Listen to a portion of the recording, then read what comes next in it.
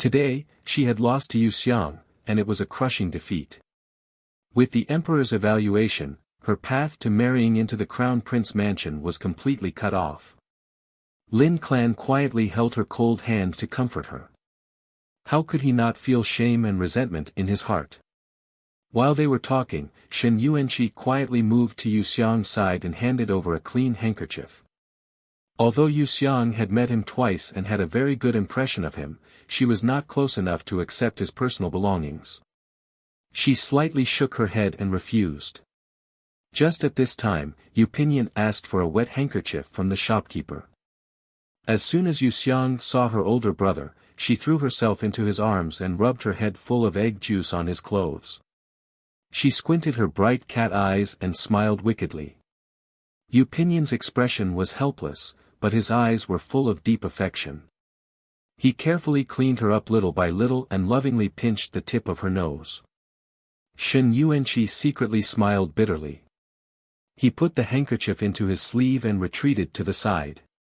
Since Emperor Chen Kang's whereabouts had been exposed, it was naturally inconvenient for him to stay outside the palace. He ordered the palace servants to pack up the mercury mirror and other items and quickly leave.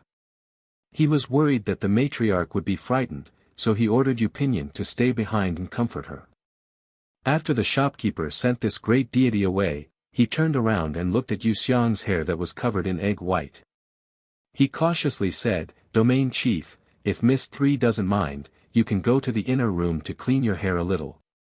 Allowing that crazy woman to break into the store and commit such a violent act was due to this one's negligence. "Domain chief, please forgive this one. That crazy woman is unreasonable. What does it have to do with you? Forget it." Wuxia generously waved her hand, but quickly added, "If you really want to apologize, give me a 30% discount when I buy things from your store in the future." How could the shopkeeper dare to say no? He immediately agreed and then ordered someone to prepare hot water. Yu Pinyin pushed his younger sister into the inner room. Before he left, he coldly glanced at Shen Yuanqi. Shen Yuanqi knew that he was angry at him for getting close to Xiang'er. He couldn't help but smile bitterly in his heart. He inwardly sighed that Commandant Yu really loved his younger sister as much as his life, just like the rumors said. But in reality, that was also his younger sister. It was just that Prefecture Yu had taken her away by accident. To take away such a lovely younger sister and leave behind a fiend like Yu Miaoqi, it should be family Yu who owed family Shen. While he was inwardly cursing, Yu Miaoqi quickly broke free from his embarrassing mood. He saw that all the customers in the store had been scared away and that the matriarch was sitting on an armchair with her eyes closed. It seemed like she didn't want to pay attention to him. Only then did he give a meaningful glance to his former elder brother. The two of them walked to the most remote corner of the store and hid behind a huge antique shelf to talk. The Lin clan couldn't stop them, so they could only look at them worriedly. "Elder brother, it's my fault. Since you and I are siblings, please don't target me. To tell elder brother the truth, my days in family you haven't been good. Old madam and Yu Pinyin only see Wuxia and treat me like an outsider. I live in fear all day, as if I'm walking on thin ice. I'm afraid that one day they'll kick me out of the house. Father, mother, and elder brother treat me the best. If I knew this would happen, I wouldn't have returned to Marquis Yongla. Now that I think about it, it's too late for regrets." As she spoke, tears rolled down her face. Her grief was real. Shen Yuanqi looked at her for a long time before softly sneering, "Don't. You should just stay in family Yu. Don't you think you've caused enough harm to my family Shen?" Yu Miaoqi forgot to cry and asked, "How did I become a harm? I'm the dignified daughter of the Marquis family, but you mistook me for a daughter of the Shang family. For more than 10 years, my flesh and blood have been separated. Touch your own conscience. Who was the one who harmed who?" Her attitude hardened. Shen Yuanqi also laughed coldly. Back then, it was the Marquis family's madam who left in a hurry. She knew that she was going to give birth, but she didn't prepare a wet nurse. In order to prevent you from starving to death, she asked the family Shen's wet nurse for a few mouthfuls of milk. When she left, it was also the family Yu's servants who mistakenly took my younger sister away. My lovely, lovable, affectionate, and righteous younger sister was replaced by a heartless, unscrupulous, and heartless person like you. What did my family Shen do wrong? If it weren't for you, would my family Shen have fallen to this point? Yu Miaoqi almost fainted from anger when she heard him describe her in such an unbearable manner. She wanted to fall out with him, but she didn't dare. She could only grit her teeth and remain silent. When His Majesty Bai Longyu was dressed, he only called the Crown Prince, Yu Pinyin, and Shen Yuanqi to accompany him. Even a fool could guess the meaning behind this. This older brother of hers had entered His Majesty's eyes and would have a meteoric rise in the future. If she had known earlier, she wouldn't have gone against him in the first place. Yu Miaoqi felt a burst of regret in her heart. She softly said, although the cause wasn't the family Shen's fault, since you discovered the truth, you should have sent me home as soon as possible instead of hiding me for more than 10 years. No matter who was right or wrong between the family Yu and the family Shen, in the end, I'm innocent and the biggest victim. Older brother, aren't you right? Right now, I'm struggling with family Yu. Just pretend that you don't know me and don't make things difficult for me. This can also be considered as repaying the family Shen's debt to me for more than 10 years. Shen Yuanqi sized her up with an astonished gaze. He sneered, Yu Miaoqi, I just found out that your skin is this thick. It's really rare in the world. Repaying the family Shen's debt to you? You caused the family Shen to lose their family fortune and caused my parents to die in vain. The family Shen's debt to you has long been repaid. I, Shen Yuanqi, don't owe you anything. He turned around and left after saying this. Yu Miaoqi was really anxious this time. She pulled at his arm and knelt down to beg, older brother, I was wrong. I really know that I was wrong. Please forgive me this time on account of our 2 decades of brother-sister relationship. From now on, we'll go our separate ways and never have any contact with each other, okay?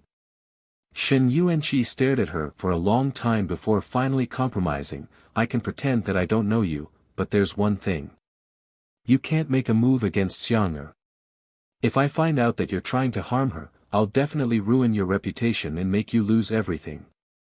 Yu Miaoqi was stunned when she heard this. Tears slowly flowed from her eyes. This time, she wasn't faking it. She was truly heartbroken. She thought about how her older brother, who had doted on her so much in the past, would one day say such heartless words to her. Moreover, it was because of Yu Xiang, whom he had never even met. What was so good about her? Why was everyone on her side? Forcefully suppressing the resentment in her heart, Yu Miaoqi wiped her tears and smiled miserably, older brother, you think too highly of me.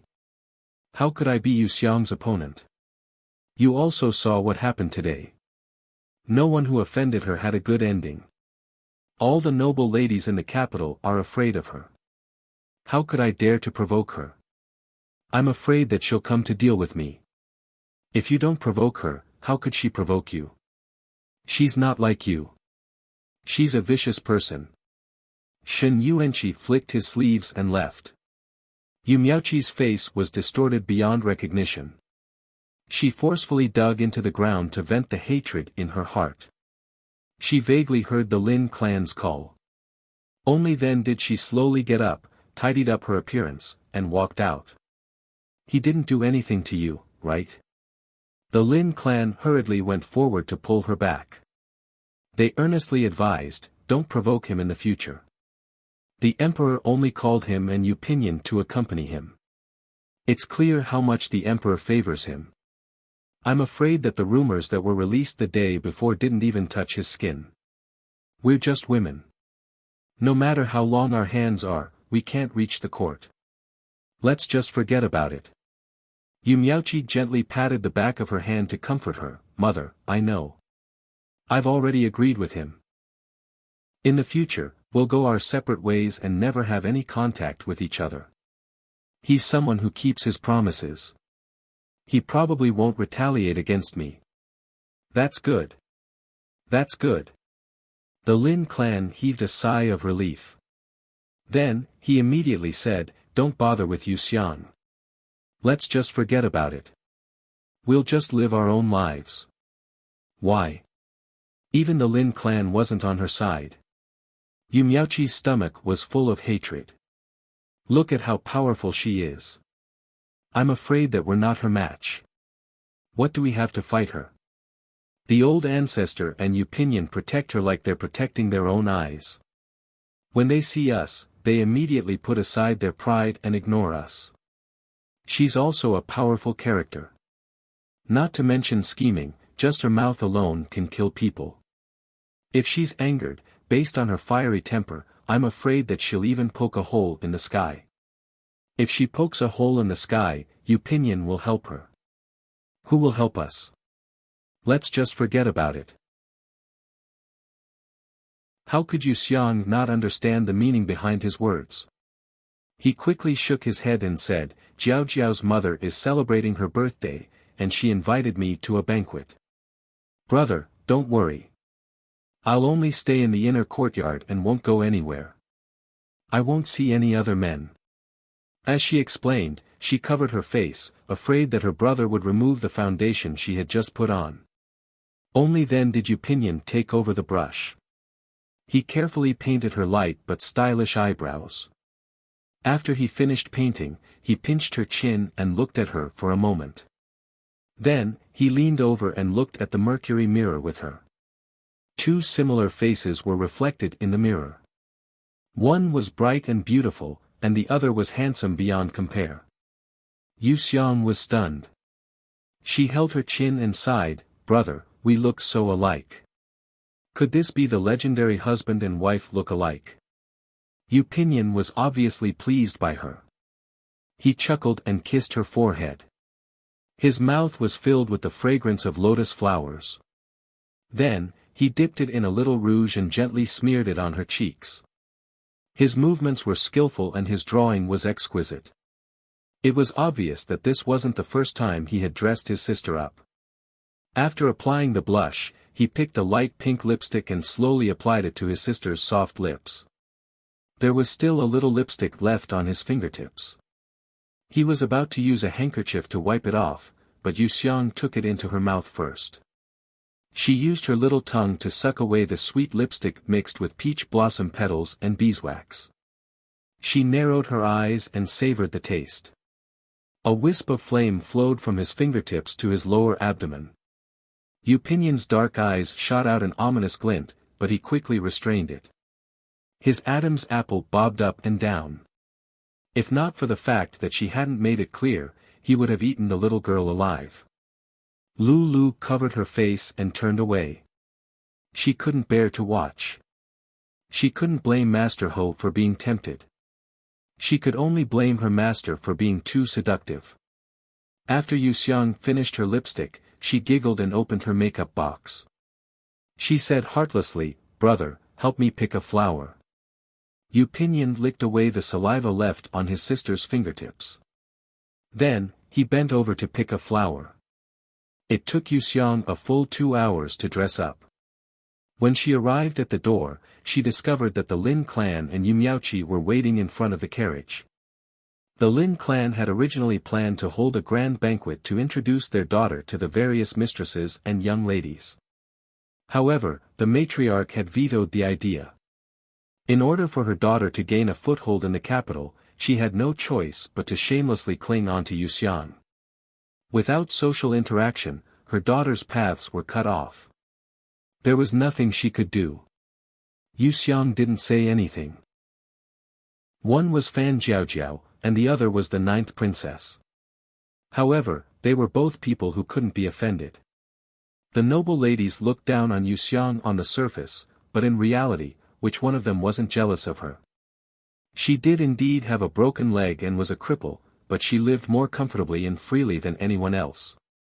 Because of her crippled body, old Madame Yu didn't dare to use secular etiquette to restrain her. When she was happy, she could laugh and reveal 2 rows of pure white teeth. When she was sad, she could cry and confidently bear with her red and swollen eyes. When she was angry, she could curse and raise her hand to hit someone. No matter who she offended, there would naturally be a powerful elder brother who would deal with the aftermath. She received the unconditional love of the family Yu. Even the fact that she couldn't get married didn't matter to her. She could stay in the family Yu for the rest of her life.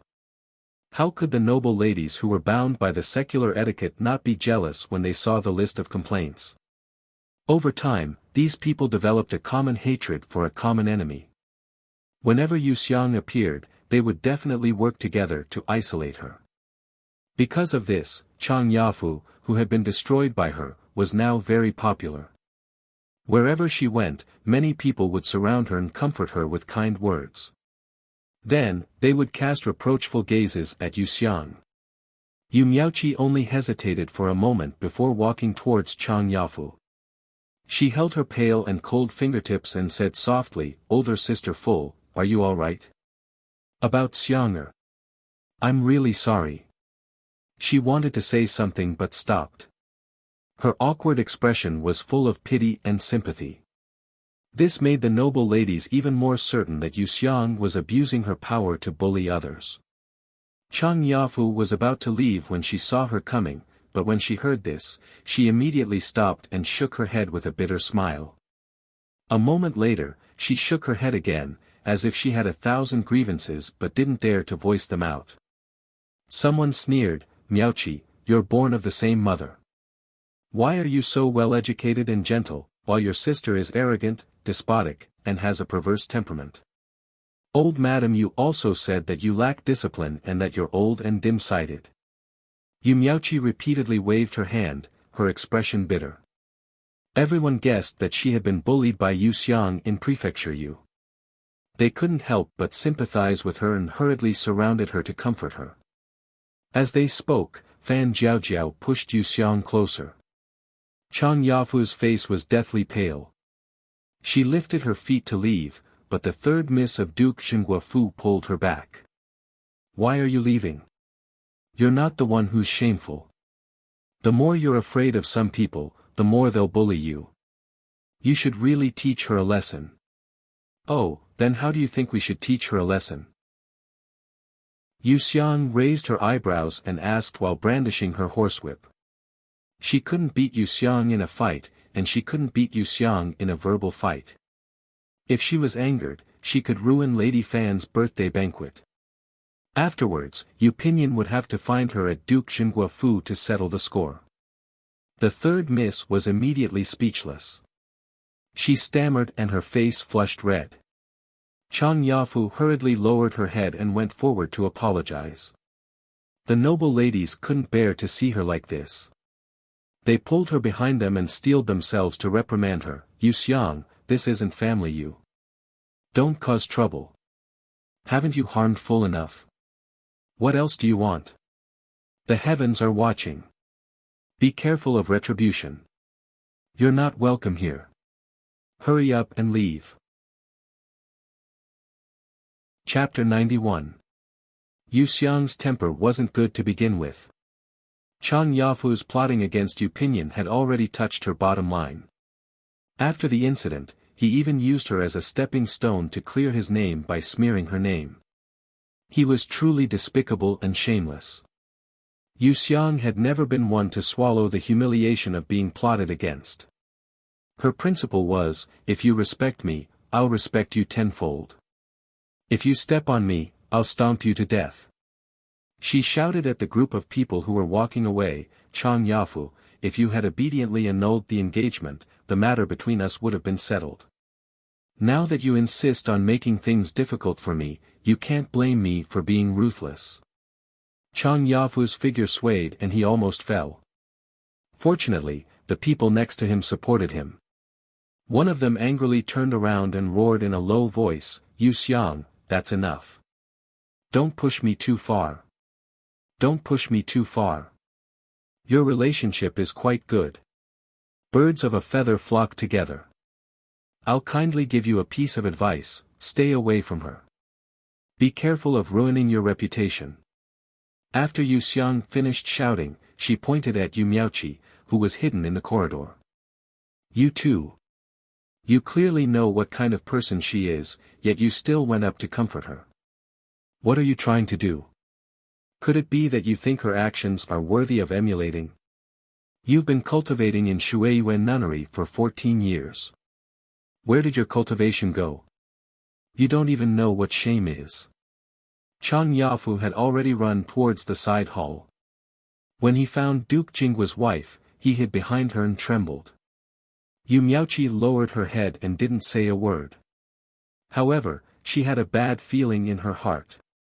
Fan Jiaojiao looked simple and honest, but she wasn't stupid at all. She asked curiously, "What do you mean by ruining her reputation?" Shame. Could it be that there's some inside story here? Weren't you the one who scolded Chang Yafu and annulled the engagement? Yu Xiang raised her index finger to her petal-like lips. Shoo, don't ask too much right now. You'll know soon enough. Yu Miaoqi was frightened. She quickly stepped forward and said in a low voice, "Yu Xiang, you can't be like this. Isn't it enough that Sister Full took the initiative to break off the engagement? She was already in her early 20s this year. If she didn't find a better reason to smooth things over, how could she get married in the future? Can't you empathize with her?" Yu Xiang raised an eyebrow and sneered, "If you were the one whose reputation was ruined, wouldn't you be considerate? Are you trying to smear my reputation because I don't have a good reputation? Do you think I'm a living bodhisattva who will allow you to shit on my head? Since you helped her today, you should be prepared to be slapped in the face by me. Get lost, I don't want to talk to you." Although the two of them lowered their voices, Fan Jiaojiao, who had been practicing martial arts for many years, could still hear them.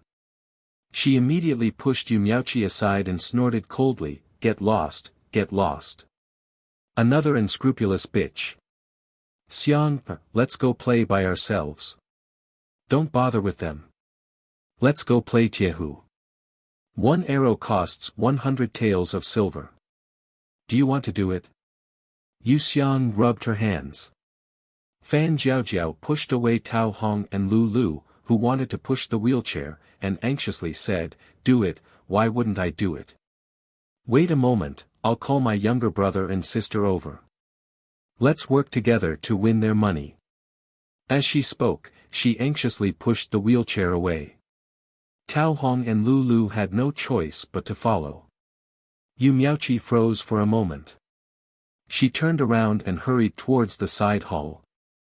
She wanted to remind the Chang family's mother and daughter to quickly think of a way to stop Yu Xiang. However, she didn't expect that the Chang family's mother and daughter had already been scared away. Yu Xiang and Fan Jiaojiao won a lot of money. In a moment of happiness, they drank a few more cups. When they returned to the Marquis household, they were still a bit dizzy. The matriarch poured a large bowl of hangover soup for her before she could focus her empty eyes again. After spitting out a mouthful of fragrant wine, she opened her mouth and said, "Old ancestor, did you know that Chang Yafu committed suicide by throwing herself into the sea? She said that she couldn't stand my viciousness and broke off the engagement with older brother. Old ancestor, I don't care if I ruin my own reputation, but I can't stand other people splashing dirty water on my head. I want to get even with her." Yu Miaoqi and the Lin clan refused to leave the main courtyard. When they heard this, they hurriedly advised, "Forget it. Where it's possible to make mistakes, one should be lenient." She also had no other choice. Let's leave her a way out. Letting her take the initiative to break off the engagement was already letting her off. Why did she turn around and not let me off? Grandmother, you don't know. Yu Miaoqi actually ran over to comfort her and said that our family you had let her down. What does that mean? She's two-timing and tried her best to make my older brother a cuckold. Why did it turn around and say that our family you had let her down? The more Yu Xiang said, the more she felt that it was ridiculous. She sneered. The matriarch, who had been slightly relaxed because of the words let her off, suddenly became furious. She threw away her prayer beads and questioned sternly, "You Miaoqi, do you still remember your surname?" "Grandmother, I just felt that full Jie was pitiful. I wanted to help her put in a few good words so that she could smoothly find a family." It could also be considered as accumulating a bit of good karma so that she could have a next life. Yu Miaoqi tried to use Buddhist scriptures to absolve herself.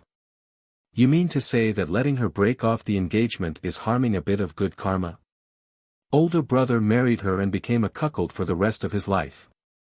So that he could accumulate a bit of good karma so that he could find a virtuous wife in his next life. "Yu Miaoqi, is there something wrong with your head?" Yu Xiang gestured at her temples. The members of the Lin clan were so embarrassed that they couldn't raise their heads. Yu Miaoqi tried to defend herself, "How is there something wrong with my head? You've already forced Jie full into submission. If you continue to be so unforgiving, then aren't you planning on forcing her to her death?" The matriarch rubbed the space between her eyebrows and said in a low voice, "All right, stop talking. Yu Miaoqi, you're more worried about Chang Yafu than you are about your older brother.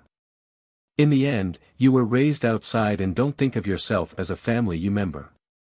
If you collude with outsiders to make things difficult for Xiang'er again, then you and your mother can go to the farmstead and live alone. Our family you cannot tolerate people who betray others."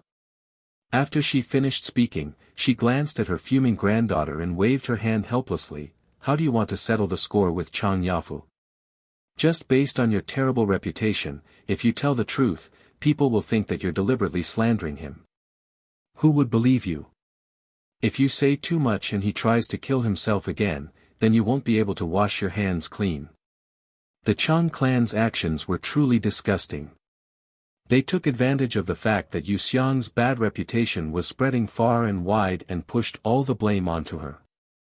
Because Yu Xiang had offended too many noble ladies, these people were naturally more tolerant of Chang Yafu, who was in the same boat as her, and even wanted to help her. Riding on this momentum, Chang Yafu wouldn't need much time to find his next home. They were using her granddaughter as a stepping stone. The matriarch's heart was stifled, but she couldn't think of a foolproof solution. Seeing her headache, Yu Xiang hugged her arm and comforted her with soft words. She told her that she would endure it for the time being and wouldn't cause trouble. After helping her wash her face and lie down, she left with the Lin clan mother and daughter. In the end, didn't she still have to swallow her anger? Gossip was a fearful thing. No matter how formidable Yu Xiang was, could she fight against public opinion? She was just a paper tiger that looked good on the outside but was useless. As Yu Miaoqi thought this, the corner of her mouth couldn't help but reveal a contemptuous smile.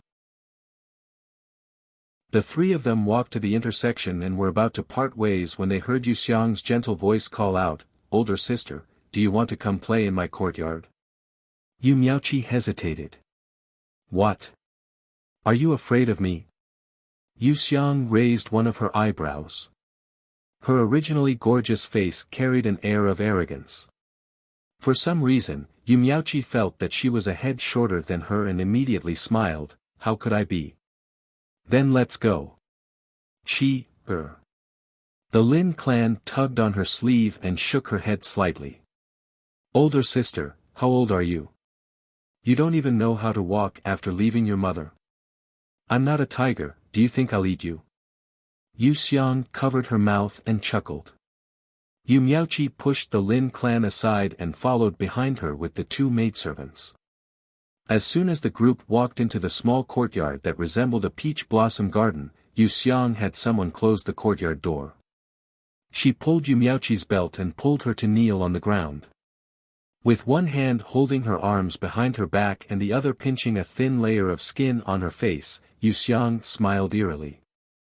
The two maidservants turned pale with fright. Just as they were about to step forward to help, Tao Hong and Lu Lu kicked them over and pressed them to the ground, unable to move. "Yu Xiang, what are you trying to do?" Yu Miaoqi was indescribably horrified. When she questioned her, her voice was sharp and cracked. "What am I trying to do? You should be the one trying to do it.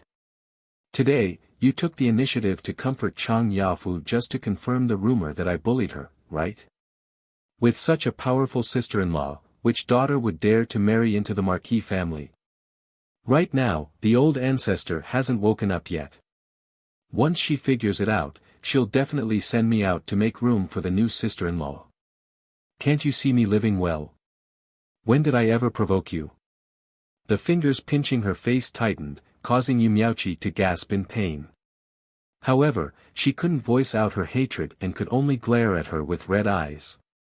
Yu Xiang sneered, Yu Miaoqi, if you don't provoke me, I won't provoke you either. If you insist on going against me, I can't help but tear off your face.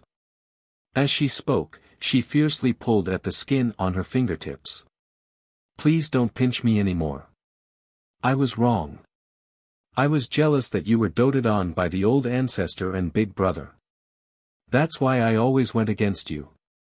I won't dare to do it again in the future. Please let go of me.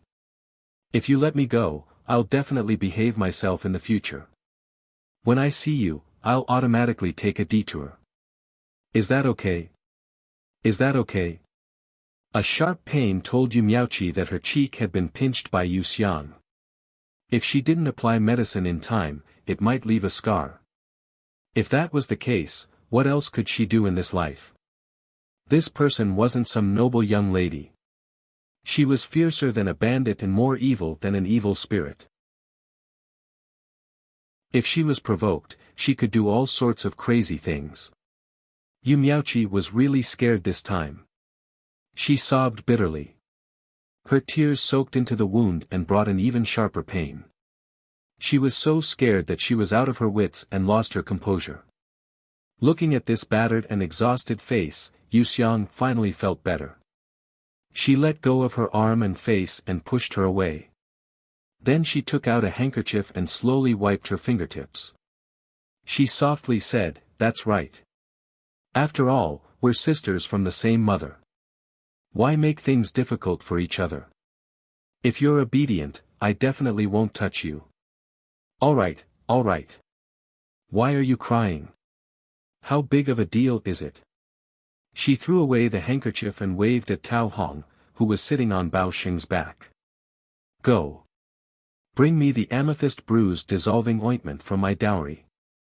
Tao Hong complied and kicked Bao Xing before running into the room. Bao Xing hurriedly got up to help her master.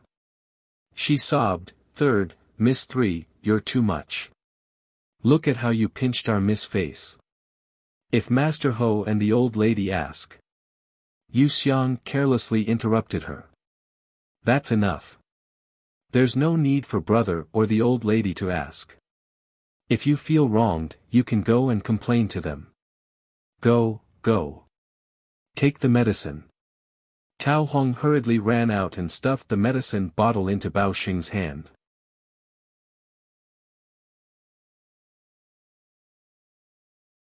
Chang Yafu really wanted to know what Yu Pinyan's bottom line was for Yu Xiang and how far she would drag him down. Madame Chang waved her hand and sneered. No matter how he chooses, it's going to be another chaotic show. We just need to sit and watch the show. As they gradually approached the Duke Jingwe estate, Yu Xiang had already arrived. Many strong servants jumped down from the 5 large carriages that followed her. They carried rosewood boxes down and stacked them in front of the estate's gate. Yu Xiang gave Lulu a look and he immediately went to knock on the door. The gatekeeper heard the noise and opened the small side door beside the main entrance. He asked, "Who is it?" "Tell your master that Miss 3 Marquis Yongla has come to visit." "Marquis Yongla, Miss 3. The gatekeeper's expression changed greatly when he heard this. He slammed the side door shut and shouted, "Wait here, I'll go report to the Duke." The grudges between the Duke Jingwe estate and Marquis Yongla had already been made into countless versions and circulated in the estate. Yu Xiang was the most despicable and shameless person in the story. What good could it be for her to visit? The gatekeeper quickly ran to the front hall to report and received a "no" from the Duke. When he returned, he drove Lulu out through the crack in the door. "Miss, they don't want to see you." What should we do? Lu frowned. It's good that they don't see me. Yu Xiang covered her mouth and smiled. She opened a rosewood box beside her and took out a blue and white porcelain vase. Miss, you can't be thinking of. Lu swallowed his saliva and had an ominous premonition in his heart. Tao Hong, smash it on the door. After you smash one, there are still many more. Smash all of them. Don't feel bad for me. Yu Xiang threw the vase to the excited Tao Hong and then patted the full rosewood box. Miss, I'll really smash it. Tao Hong smiled like a flower. She liked this kind of rough and tiring work the most. Don't talk nonsense. I'll reward you with 1 tael of silver for every one you smash. Smash it for me. Yu Xiang waved her horsewhip. Tao Hong didn't wait for her to finish speaking and ruthlessly smashed the vase. The crisp sound attracted the attention of the passers-by. When they discovered that the one causing trouble was Yu Xiang, they hurriedly retreated 7 or 8 meters away to avoid being implicated. Lu covered his face and wished he could faint immediately, but he had to force himself to stay awake. He grabbed an old woman who was stomping her shoulder pole in protest and ordered in a low voice, "Quickly go to the Dragon Scale Guard Station and bring Master Ho here. Tell him that the miss is causing trouble again. She might fight with the Duke of Jinggua's mansion today. Then let's fight. What's there to be afraid of?" The old woman's eyes drooped. Are you stupid? There are too many people here. If the miss is accidentally hurt, we'll all be killed by Master Ho. Lu pinched her arm hard. The old woman turned pale with fright and carried her shoulder pole to the Dragon Scale Guard Station. At the same time, Tao Hong had already smashed 5 or 6 vases and a copper furnace. The Duke of Jinggua's mansion's front door was full of holes and paint was falling off. It wasn't good for the Duke of Jinggua to tangle with a little girl who had a broken leg. He could only hide behind the door and listen to the sounds, hoping that they would quickly leave after smashing the vases. Several boxes of porcelain had been smashed and there was no place to stand in front of the Duke of Jinggua's mansion's front door. Yu Xiang used a handkerchief to cover her face to avoid being scratched by the shards.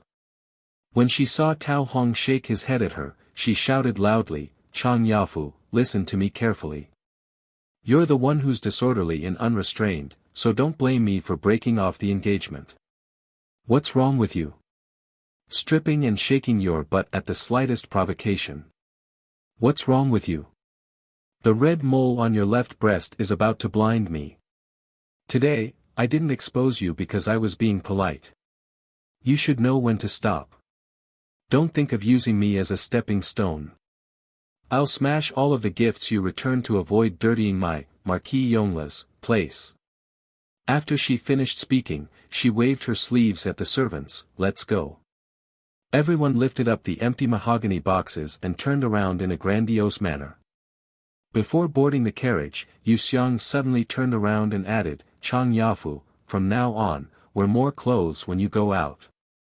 For better or for worse, it'll cover up your coquettish aura. If you hang yourself, it won't be me who scolded you, it'll be you who won't have the face to see anyone." Alright, with just a few words, she scolded him to the point that he wished he could die. With just a few words, she blocked his path to death. If Chang Yafu really did hang herself, then she wouldn't have any face and would thoroughly confirm Yu Xiang's scolding today. The onlookers immediately burst into an uproar. Duke Jinggua, who was hiding behind the door, almost fainted from anger. Not to mention the Chang family's mother and daughter, who just happened to rush back. They hugged each other and cried bitterly in a nearby carriage. No matter what, they couldn't understand how Yu Xiang could do something like scolding someone on the street. Which family's young miss would have the guts to do this? If she scolded to her heart's content, what good would it do her? Her fierce reputation could no longer be salvaged. What was reputation worth? Could it be eaten? Yu Xiang curled her lips. She only felt unprecedentedly comfortable. Just as everyone was moving the boxes onto the carriage, Duke Jingwa's front door suddenly opened. Chang Chi rushed out with a treasured sword raised.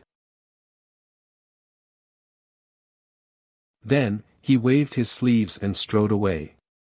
Only then did the servants disperse. Yu Xiang leaned against the windowsill.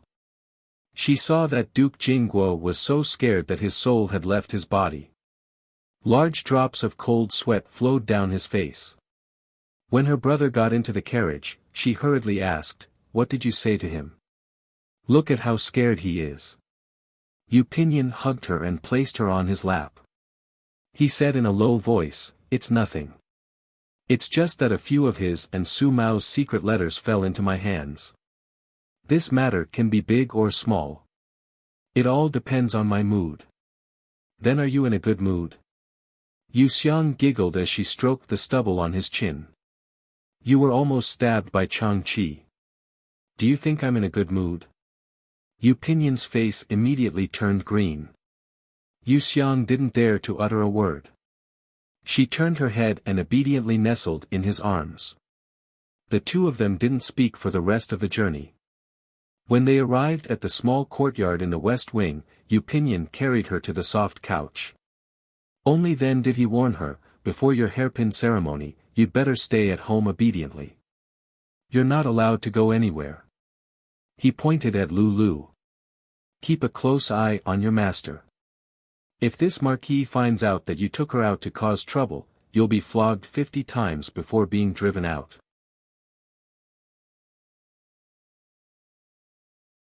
Chapter 93. Yu Xiang's ruckus in front of Duke Jingguo's residence quickly spread to everyone. Although she didn't say it in detail, just based on the words "red mole on her left breast, undressing and sticking out her butt," and "improper behavior," it was easy to guess the inside story. Without any evidence, how could Yu Xiang say it so clearly? It turned out that Chang Yafu didn't cancel the engagement because he couldn't stand his vicious sister-in-law, but because Marquis Yongle had a fatal weakness that could be used against him. Moreover, that weakness was very alluring. Not to mention how lewd the men were, the various matriarchs immediately avoided the womenfolk of Duke Jingguo's residence. The noble ladies who had been close with Chang Yafu a few days ago were so embarrassed that they didn't have the face to see anyone.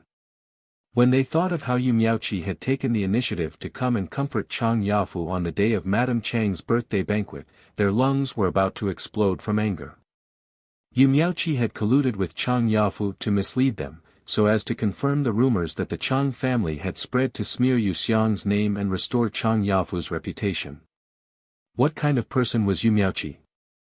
Even her own brother and sister were framed like this, treating everyone like fools. After they understood the crux of the matter, the noble ladies hated Yu Miaoqi to the bone, and they no longer invited her to any banquets or gatherings. This time, Chang Yafu really wanted to die. Just as he was about to put a noose around his neck, he remembered Yu Xiang's words, "If you die, it's because you don't have the face to see anyone." He froze on the stool for more than an hour before finally giving up. Madame Qi secretly came to Duke Jingguo's residence and cancelled the engagement. She also hinted to Madame Chang to quickly send Chang Yafu away, otherwise her eldest daughter wouldn't be able to get away with it. Madame Chang was conflicted for several days, and had no choice but to quietly send her daughter back to her hometown. The rumors spread for a while, and other than the heartless Yu Xiang, who knew how many people couldn't sleep for several months. Time flew by, and in the blink of an eye, the hot summer ushered in the cold autumn. Prefecture Yu's 2 daughters were finally of marriageable age. In order to clear their daughter's name, the Lin clan repeatedly requested the matriarch to hold a grand ceremony. "How grand do you want it to be? Who can you summon? Who can you summon? Who can you summon? Tell me." The matriarch asked as she held the list. Madame Lin had not interacted with anyone for many years. A few months ago, her daughter had tricked half of the noble young ladies in the capital. Not to mention Zhongli and the others, even the guests did not come. She was speechless for a moment. Miss Chang's right at this moment, Yu Xiang rushed into the room with a piece of paper.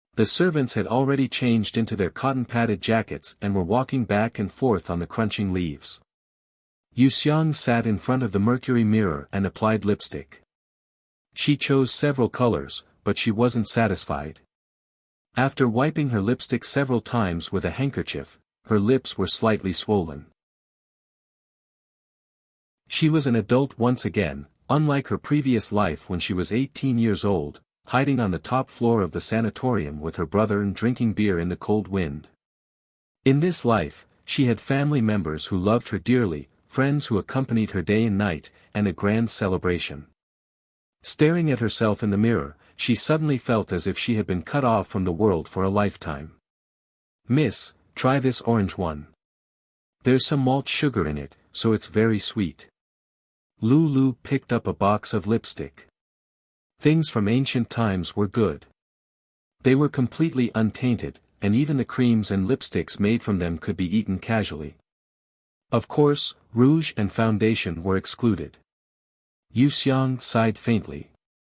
She used her pinky finger to smear a little lipstick on her lips.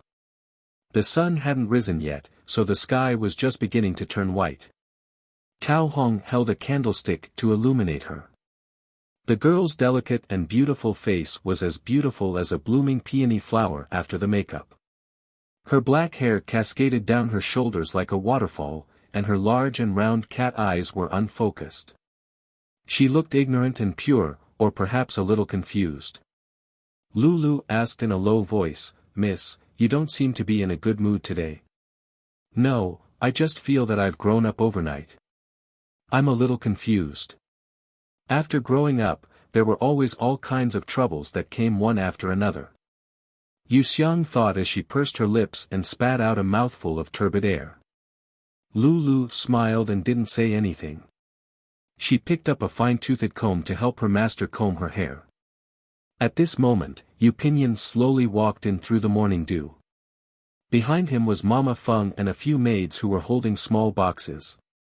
Tao Hong and Lulu hurriedly went forward to greet them. "Brother, are these the hairpins, coronets, and hairpins I'm going to wear today?" Yu Xiang stretched her neck to take a look. "Yes, see if you like them." Yu Pinyin walked over and touched her cheek. The maids opened the boxes in their hands and lined them up on the dressing table. The lotus-shaped coronets made of top-grade jadeite and gold looked extraordinarily luxurious under the candlelight. Even the experienced and knowledgeable Yu Xiang couldn't help but exclaim in amazement. "Do you like them?" Yu Pinyin leaned over and asked with a smile. "I can't like them more." Yu Xiang picked up the boxes and kissed them twice. Because there were too many people around, Yu Pinyin resisted the urge to kiss her and had the maids bring the boxes to the matriarch to see. These things were supposed to be taken care of by the deacons. However, the two deacons that Yu Xiang invited were of noble status and were only here to join in the fun. In the end, Yu Pinyin and the matriarch had to personally take care of them. After the group of people walked away, Yu Pinyin took the fine-toothed comb from Lulu's hands and began combing his sister's jet-black hair. Because her hair was too smooth, he smeared some osmanthus oil on his palm and tied it into a simple horse bun. Then, he picked a few hairpins to embellish it. Xiang'er has finally grown up. Older brother has been waiting for this day for a long time. He leaned over and pressed his cheek against his sister's delicate cheek. He stared fixedly at the incomparably bright beauty in the mirror. His slightly hoarse voice contained an indescribable ambiguity. Yu Xiang's heart beat wildly under his scorching gaze. Even more so, a shuddering feeling spread from her ear that was pressed against his cheek. Yu Xiang smiled at the handsome youth in the mirror. Then, she pretended to be busy picking out the flower ornaments in the makeup box. She didn't dare to think about the deeper meaning of his words. She knew that as long as she followed his lead and took a step forward, it would bring about earth-shattering changes to her life. She felt that she was living a very good life and didn't need this kind of change. Or to be more honest, she was afraid of this kind of change. Yu Pinyin didn't stop there. He helped her pick out a lotus-shaped flower ornament and stuck it between her eyebrows. Then, he lovingly kissed her fragrant hair. Only then did he carry her to the front yard. Tao Hong and Lulu followed behind in their wheelchair. Yu Xiang rested her head on her brother's shoulder, and her chest inevitably rubbed against her brother's strong arm. She didn't think much of it in the past, but today, it was especially awkward. Her cheeks were as red as the morning sun even without the need to apply rouge. She tried her best to ignore her brother's extremely invasive aura. She seriously counted the leaves on the ground. 1, 2, 3, countless leaves. Wait, weren't there too many leaves today? The servants actually forgot to sweep the ground. Yu Xiang raised her eyebrows. She patted her brother's shoulder and said, "Older brother, wait. Ask who is in charge of cleaning this path. The guests are about to arrive, but our marquis household didn't even sweep the path for them. What kind of behavior is this?" Yu Pinyin usually didn't care about these trivial matters. But when he saw his sister acting like a housekeeper, it was really cute. He waved his sleeves at the two bodyguards behind him. Master Ho was personally involved, so how could the servants dare to be negligent? However, after Yu Miaoqi's reforms, the servants who originally had a clear division of labor had become scattered. They pushed each other and couldn't find who was in charge for a long time. For a while, there was a lot of noise. "Stop arguing. Where's Yu Miaoqi? Call Yu Miaoqi over. Didn't she say that she would definitely help me with my coming-of-age ceremony?" Yu Xiang's eyebrows were tightly knitted. She suddenly regretted the decision she made that day. This was her one and only coming-of-age ceremony in her 2 lifetimes. If someone messed it up, she would also mess up that person. Yu Miaoqi helped Mother Shen manage the household. Later, she took over Marquis Yongle. Although there were occasional small problems, with the Lin clan's guidance and Yu Xiang's previous rules as a reference, it wasn't difficult to deal with them. However, the coming-of-age ceremony was complicated and the scale was grand. Even the Lin clan was holding it for the first time. In addition, they destroyed most of the rules set by Yu Xiang. Because they supported their trusted subordinates, they offended some of the more reputable stewards. It was fine if nothing happened on normal days, but when it came to such a ceremony, chaos appeared.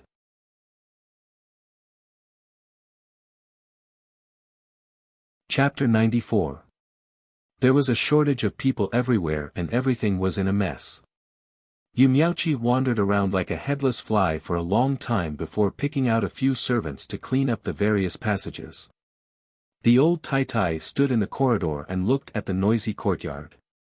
She shook her head inside. She wants to get close to the crown prince with just this bit of skill. She overestimates herself. Mama Ma didn't dare to respond. Seeing Master Ho slowly walk over with Miss 3, she immediately went to prepare breakfast. The crown princess met the 9th princess at the palace gates and headed straight for Marquis Yongle. The 9th princess threw herself into the crown princess's arms and asked, "Sa, have you recovered?" The crown princess stroked her rosy cheeks and said with a smile, "I'm much better now." Even though it was hard for her to get pregnant due to the damage to her foundation, she had given birth to a pair of Lin's sons while bathing in the light of the Tao. It was more useful than 100 children from the concubines. Adding on the sudden death of Su Ce Fei, the Shu eldest son was in her hands. Wouldn't she be able to do anything to him? She had thought that she was at the end of the road, but it turned out that there was a silver lining. How could the crown princess not be happy? How could she not be grateful? She even had the thought of taking Yu Xiang as her sworn sister. Later, she was worried that the emperor and the crown prince would suspect that she was trying to rope in Commandant Yu, so she gave up. "That's good. This glutinous rice cake is for you to eat. I heard Mohu say that the ceremony of coming of age is very time-consuming. Let's eat something to fill our stomachs first." The 9th princess broke the cake in half. She spat out one half and stuffed the other half into her Sao Seo's mouth without any explanation. The crown princess was almost fed into her nostrils. She didn't know whether to laugh or cry as she snatched the cake and slowly ate it. After eating, she wiped her hands and asked, "What is the appearance of Yu Xiang's twin sister? What is her personality?" When Fenger and Liner were 1 month old, she seemed to have visited the Fu, but I don't remember. The 9th princess carefully thought for a moment and then crisply said, "She's very strong. She's unparalleled in the world." The crown princess was shocked. "Unparalleled in the world? What do you mean? Shameless people are invincible. She's already invincible." The 9th princess imitated Yu Xiang's mocking tone. The crown princess wanted to laugh, but she held it back. She looked at the 2 maids sitting in the corner with a questioning look. The 2 of them understood and whispered into her ear that Yu Miaoqi was trying to get close to the 9th princess and the crown prince mansion. Because Yu Miaoqi was Yu Xiang's twin sister, she naturally had a good impression of her. Now that she heard her story, she felt both angry and amused. He was angry that these people had begun to covet the crown prince when he was still alive. He laughed at these people for being delusional and daydreaming. "Sister-in-law, what's wrong? Are you unhappy?" The 9th princess noticed that the atmosphere in the carriage was a bit stagnant. She put down the pastries and blinked, looking very worried. "Sister-in-law, it's fine. Okay, stop eating. Be careful that you don't eat too much and can't sit still. Silly girl, in the future, stay away from Yu Miaoqi." The crown princess pinched her sister-in-law's chubby cheeks. "I know. Lotus seed cake said the same thing." The ninth princess nodded obediently. When the crown princess and her entourage arrived, all the guests had also arrived. Because the matriarch couldn't bear to see this, she helped to suppress the trouble that Yumiauchi had caused. No matter how chaotic it had been before, everything was now in order. The musicians kneeling in the corner of the main hall were singing and playing. Yu Pinyin personally pushed her sister forward and had Lady Fan place an ordinary hairpin on her head. Then Tao Honglulu took the wheelchair and pushed her into the east room. Yu Pinyin stood in place and stared for a moment before sitting down next to the old ancestor. After Yu Xiang entered the east room, she took off her original smock and changed into a skirt and a special luxurious brocade robe. Then she drank a cup of wine and ate a bite of food before slowly coming out. The crown princess was already standing in the hall. Seeing her approach, she smiled and took off the ordinary hairpin that Lady Fan had placed on her head. She opened the box that the palace maid next to her was holding and took out a jade lotus hairpin to put on her head. Then she took out a series of incomparably exquisite crowns to embellish her hair. Yu Xiang lowered her head, but her eyes kept rolling. She looked at the smiling crown princess, then looked at the gratified old ancestor and her brother with dark eyes. Then she glanced at the restless the ninth princess and Fan Jiaojiao. The hesitation in her heart had already been replaced by joy. Of course, Yu Miaoqi and the Lin clan revealed looks of jealousy when they saw her wearing the luxurious hairpin. While her thoughts were running wild, the crown princess slowly opened her mouth and said, "The imperial wine is recommended, and the fragrance is made of incense. Salty and beautiful, and your eyebrows are boundless. Forever resting in the sky, and flourishing in the blazing sun." The long speech had been written by the crown princess after much thought, and the blessings within it warmed the hearts of those who heard it. Yu Xiang's eyes were slightly red. Because of her injured leg, she was unable to kowtow. She could only cross her hands and place them against her forehead in a symbolic bow. No matter how gentle and pleasant the second miss was, how could she compare to the feelings of the two siblings who had gone through life and death together? Yu Miaoqi felt even more humiliated, but her expression became even more calm and tranquil. She slightly lowered her head so that the crown princess could take action. However, Yu Pinyin, who was sitting at the head of the table, suddenly stood up and walked towards Yu Xiang. He reached out and pulled her into his arms. He said, "My younger sister is not feeling well. I will take her back to her room to rest first. Please forgive me." Everyone turned to look and found that Yu Xiang's face was indeed deathly pale. Her lips were dry and cracked, and her forehead was covered with fine sweat on such a cold day. It was clear that she was very ill. The crown princess hurriedly waved her hand, "Quickly take Xiang back. Servants, take this princess's invitation to summon the imperial physician." A palace maid hurriedly left, holding the hem of her dress. The matriarch couldn't sit still and wanted to follow with the help of her walking stick. However, the Lin clan grabbed her arm and pleaded in a low voice, "Mother, Chier's hairpin ceremony hasn't finished yet. If you all leave, how will others look at her?" The matriarch hesitated for a moment and finally sat down slowly. However, she still felt anxious and uneasy, and her expression was very ugly. The crown princess also lost interest. After putting on her coronet and hairpin, she hastily said a few words of congratulations and called it a day. The ninth princess and Fan Jiaojiao were like two grasshoppers. If it weren't for Madame Fan and Madame Min holding their shoulders, they would have already jumped out to find Yu Xiang. On the other side, Yu Xiang lay on her brother's shoulder and stammered, "Big brother, can you hold me in a different position?" If he held a child in this position, wouldn't that stain his sleeves? Moreover, he was wearing a white robe for the first time today. The red in the white was simply too eye-catching. Yu Pinyin followed her words and switched to a different position. His footsteps became faster and faster. "Does your stomach still hurt? Don't be afraid, the imperial physician will be here soon." "I'm not sick. Don't call the imperial physician. Yuxiang grabbed her brother's collar and begged with a sad face. You're in so much pain that you're breaking out in cold sweat. How can you say you're not sick? Yu Pinyan's tone was very bad. He hurriedly stepped into the small courtyard in the west wing and asked Tao Hong and Lu Lu to help lift the bed curtains. He bent down and was about to put his sister under the covers, but she hooked her arms around his neck and refused to let go. A layer of red appeared on her pale face. Don't mess around. Hurry up and lie down under the covers. Look at you, you're shivering from the cold. Yu Pinyan didn't know whether to laugh or cry.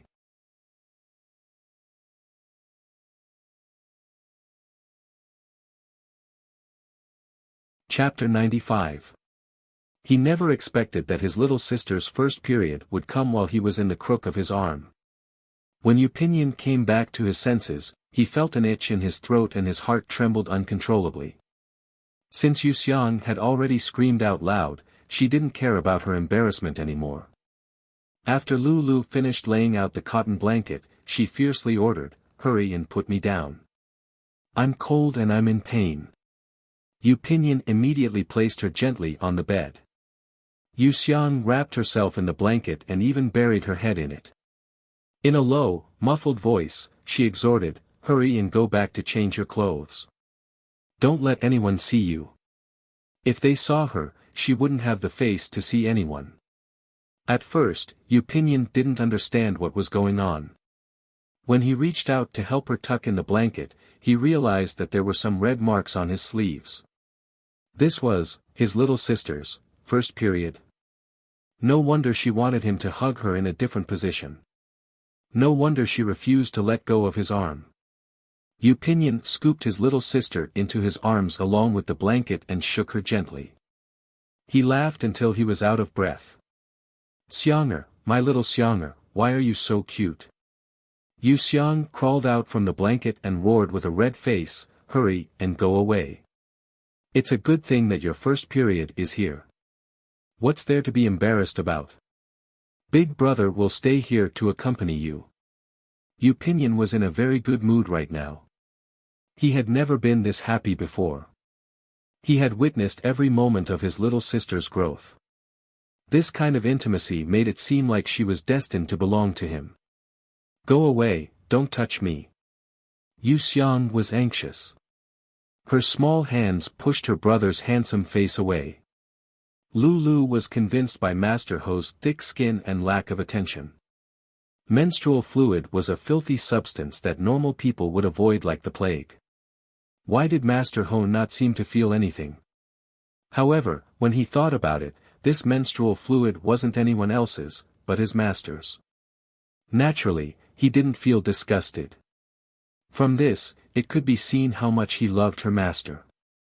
He could tolerate whatever smells and smells. Lu Lu's mouth twitched. Just as he was about to persuade Master Ho to go back and change his clothes, he saw Tao Hong come in with a wooden box, followed by a little girl carrying a basin of water. Yu Pinyan knew that they wanted to help his sister wash up and change her clothes, so he went out. He walked to the corridor and quietly looked at the red marks on his sleeves. It was obviously filthy blood, but to him, it was so sweet that it made him go crazy. If it wasn't for his extraordinary self-control, he would have even brought it to his nose and sniffed it carefully. This was the smell of ripe peaches, tempting him to pick them. The window was half opened, and the golden sunlight cast his tall and straight silhouette on the thin window paper. "Why are you still standing there?" Yuxiang shouted shamefully. "Go back and change your clothes." His deep laughter continued and went further and further away. Yuxiang wiped her face and allowed Lu Lu to untie her belt. She saw Tao Hong holding a long cloth bag and filling it with plant ash. Her face turned green, and she asked in disbelief, "You're going to make me use this thing as a cushion later?" "Yes, everyone uses this." Tao Hong nodded. He shook off the excess ash, then picked up a needle and thread to sew up the gap. Yuxiang groaned. She suddenly felt that she had lived in vain all these years. She even forgot to make a godly item like sanitary pads. She waved at Tao Hong, "Don't sew it. I'll draw a picture and see if you can help me make it.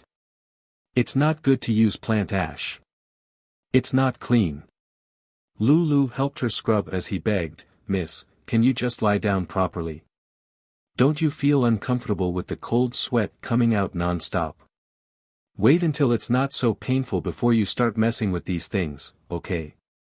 It would have been better if he didn't say it. As soon as he said it, her lower abdomen began to throb with pain, as if a hoe was desperately digging into her flesh. Yu Xiang slumped back, groaning intermittently. The imperial physician soon arrived. After taking her pulse, he wrote a few prescriptions to replenish her blood and nourish her qi. He said that it wasn't a big deal and that she would be fine after lying down for a few hours. During this time, she could drink some ginger and brown sugar water to relieve the pain. Tao Hong went to boil the sugar water. Lulu ran to the front hall to report to the matriarch that she was safe. Because it wasn't easy to announce this, he only whispered it in her ear. The crown princess waited for Lulu to leave before asking in a low voice, "How is Xiang'er?" The matriarch laughed and whispered with her hand covering her mouth. The crown princess clapped her hands and smiled, "Great, the day of her hairpin ceremony is the day she becomes an adult. Great. Old madam, you should let her drink more sugar water and eat more red dates." The matriarch nodded and ordered people to prepare sugar water and red dates. When the female guests heard this, they naturally understood and covered their mouths to hold back their laughter. At this moment, Yu Miaoqi wished she could strangle Yu Xiang to death. Of all the times to come, Yu Xiang had to come when she was wearing her coronet. She very much suspected that Yu Xiang did it on purpose. The Lin clan saw their daughter's sinister expression and secretly pinched her fingertips. Then, they stood up and smiled, "My daughter is safe now. Everyone need not worry. A banquet has been set up outside the hall. Please come with me." The matriarch bowed and respectfully invited the crown princess. The 9th princess and Fan Jiaojiao had already slipped away. They must have gone to the west wing to visit the sick. The Lin clan refused to let Yu Xiang steal their daughter's limelight. They praised their daughter's ability and how she managed the marquis household in an orderly manner. They also said that this ceremony was organized for their daughter alone. The other matriarchs smiled and nodded. From time to time, they would say a few words, but no one knew what they were thinking. After settling the crown princess, she smiled and went to support the matriarch. When she got close, she complained, "Mother, why didn't you also prepare a coronet for Qi?" Today, if the two of them wore coronets and stood in a row, others would definitely look down on Qi. The matriarch seemed to be supporting her arm, but in reality, she was pinching her hard. She asked in an inaudible voice, "When you prepared the coronet, why didn't you think of preparing one for Xiang? If you had the heart, I would have prepared the same thing for her. Unfortunately, you didn't ask. Yen, and I naturally couldn't leave Xiang alone. In terms of favoritism, I can't compare to you." After she finished speaking, she sat down next to the crown princess and smiled as she chatted. The faces of the members of the Lin clan twisted for a moment, but when they saw their daughter politely greet the other matriarchs with indescribable elegance and calmness, they returned to normal and stepped forward to help. In the small courtyard of the west wing, the 9th princess and Fan Jiaojiao sat at the head of Yu Xiang's bed, puffing and puffing as they drank scalding hot ginger brown sugar water. Yu Xiang naturally held a bowl, but because her stomach hurt too much, she didn't have any appetite. After tasting a spoonful, she put it down. "Mistress, quickly drink it while it's hot. Once you drink it, your stomach won't hurt anymore." Tao Hong picked it up and tried to feed it to her. Yu Xiang tried to dodge it a few times, but couldn't. She reluctantly drank half the bowl. Tao Hong helped her wipe the corners of her mouth and coaxed her for a while. When he saw that she really couldn't drink anymore, he stopped. The ninth princess licked her tender red lips and asked, "Lotus seed cake, what's wrong?" "I've grown up." Yu Xiang faintly sighed. This was the bad thing about growing up, especially for someone like her who couldn't walk. She even needed someone to help her change her sanitary pad. That kind of embarrassment wasn't something that a normal person could endure. Fortunately, she had been paralyzed for 2 lifetimes, so she was already used to it. The ninth princess reflexively looked towards her chest, the envy in her eyes clear as day. It was already so big, but it was still growing. Yu Xiang covered her half-open collar and said unhappily, "Where are you looking?" "It's not here. It's down there." Fan Jiaojiao drank the brown sugar water in big gulps and said in a rough voice. Yu Xiang covered her face and groaned. She secretly lamented how she ended up with these 2 idiots. She was simply blinded by lard. The ninth princess immediately lifted the blanket, wanting to see below, but Yu Xiang forcefully pressed her down and glared at her fiercely. The ninth princess curiously asked, "What's down there?" "Your period came." Fan Jiaojiao retorted again. "What's a period?" "It's a type of water. When it comes, you can give birth to a child." "Is lotus seed cake going to give birth?" "No wonder her belly is so big." The ninth princess exclaimed, staring at Yu Xiang's bulging belly in disbelief. Yu Xiang really wanted to kneel down in front of these 2 ancestors. She pulled out 2 hot water women from under the blanket and roared in exasperation, "Do you see? It's hot water women, not pregnancy. Have you seen anyone make their belly so big in less than a quarter of an hour? Don't talk nonsense outside and ruin my reputation." Fan Jiaojiao and the ninth princess were terrified and nodded repeatedly. Tao Hong and Lu Lu stood guard outside the door and bowed awkwardly to Master Ho, who was trying hard to hold back his laughter. After bowing, they didn't raise their heads for a long time, as if they were seriously looking for a crack in the ground. "Go in and tell the ninth princess and Miss Fan that the banquet has already started. If they don't go back now, there won't be any food left." Yu Pinyin didn't lower his voice. Without waiting for Lu Lu to go in and report, the 2 of them came out on their own. After greeting Master Ho, they rushed to the banquet hall in a hurry. Yu Pinyin shook his head and laughed in spite of himself. Only then did he lift the curtain and enter. Sure enough, he saw his younger sister curled up under the blanket. Her belly was bulging because of the 2 hot water women. Wasn't she like a pregnant woman who was 6 or 7 months pregnant? "Does your belly still hurt?" He sat on the edge of the bed. Yu Xiang looked at his sleeve and saw that he had changed into a black brocade robe. She blushed and nodded, her voice filled with unspeakable grievance. "It still hurts, like there's a knife stirring inside." "It hurts that much?" Yu Pinyin's expression changed. He lay down next to her and reached in to push the 2 hot water women away. He lifted her clothes and gently massaged her smooth belly with his large palm. He asked, "Does it hurt like this?" "I heard the imperial physician say that a proper massage can relieve the pain." "Why are you asking the imperial physician about this kind of thing?" Yu Xiang's face began to redden again. She glared at him with her watery eyes. "It's related to your health, so I naturally have to ask clearly." Yu Pinyin didn't care. He tried to restrain himself, but in the end, he couldn't hold back and pecked her curly eyelashes. Yu Xiang's cheeks immediately turned red.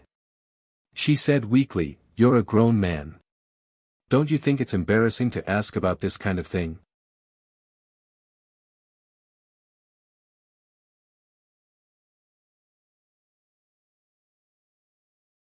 Chapter 96. Sure enough, she felt much better after he rubbed her. Moreover, the temperature of his palm was just right, so it was more comfortable than using a hot water bottle. Yu Xiang glared fiercely at her brother, but obediently nestled in his arms and didn't move. Yu Pinyin covered the 2 of them with the quilt again. When he saw his sister raise her neck, he quickly smiled and stretched out his arm to act as a pillow for her. His other hand wrapped around her slender waist, trying to pull her into his embrace. Menarche came fiercely, and underneath was a 360-degree leaky ancient silk thong. Yu Xiang lay there stiffly, afraid of dirtying her new underwear and mattress. Seeing that her brother was about to move her, she anxiously shouted, "Don't touch me." "What's wrong? Does it hurt again?" Yu Pinyin stopped holding her and rubbed her abdomen instead. A wave of heat rolled out as he rubbed. Yu Xiang simply wanted to die. Her face flushed red as she roared, "I said don't touch me." Yu Pinyin sighed with melancholy. "The imperial physician said that you might be a bit moody these days, and it's true. Good girl, don't throw a tantrum. You'll get better quickly if you rub it." He continued to massage her abdomen as he spoke. Yu Xiang covered her face and moaned. She felt that the ashes on her body couldn't be contained anymore, so she moved closer to her brother's ear and whispered shyly, "Don't touch me again. If you touch me, my blood will flow like a river. Don't blame me if I dirty your clothes." Yu Pinyin took 2 breaths before he understood the meaning of her words. His eyes darkened, and his breathing became heavier. His large palm covered her abdomen, and he stopped moving. The room was silent.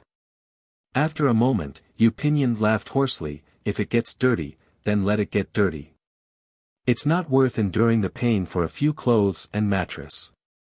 Brother will continue to massage you.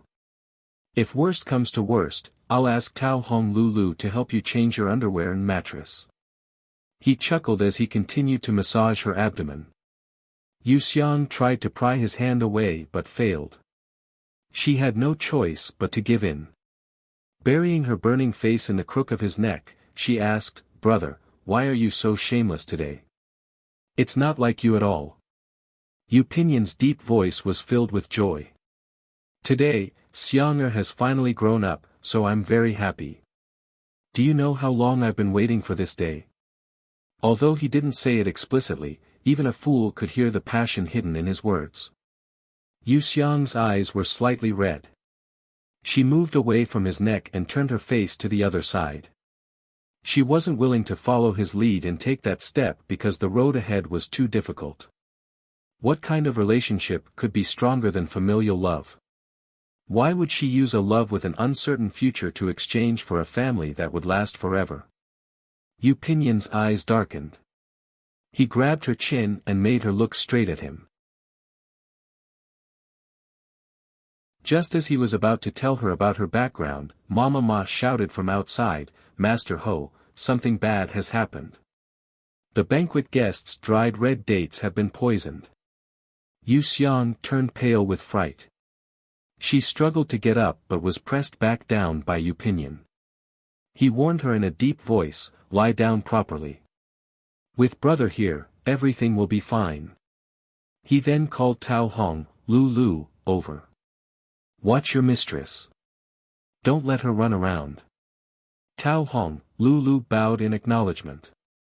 Yu Pinyin then followed Mama Ma to the main courtyard. Yu Miaoqi was to blame for this. In order to win over people's hearts, she assigned her trusted aides to the most lucrative jobs in the marquis household. The kitchen purchasing was one of them. However, she had only taken care of businesses like the family Shen. She had underestimated the Marquis Yongla. Although the Marquis household had little contact with the various noble families in recent years, there were many female guests at the banquet this time. It was unknown how she calculated, but she actually made the kitchen manager buy less ingredients. The banquet had only started for half an hour, but the dishes on the table had already been eaten. Aristocratic banquets naturally had their own rules.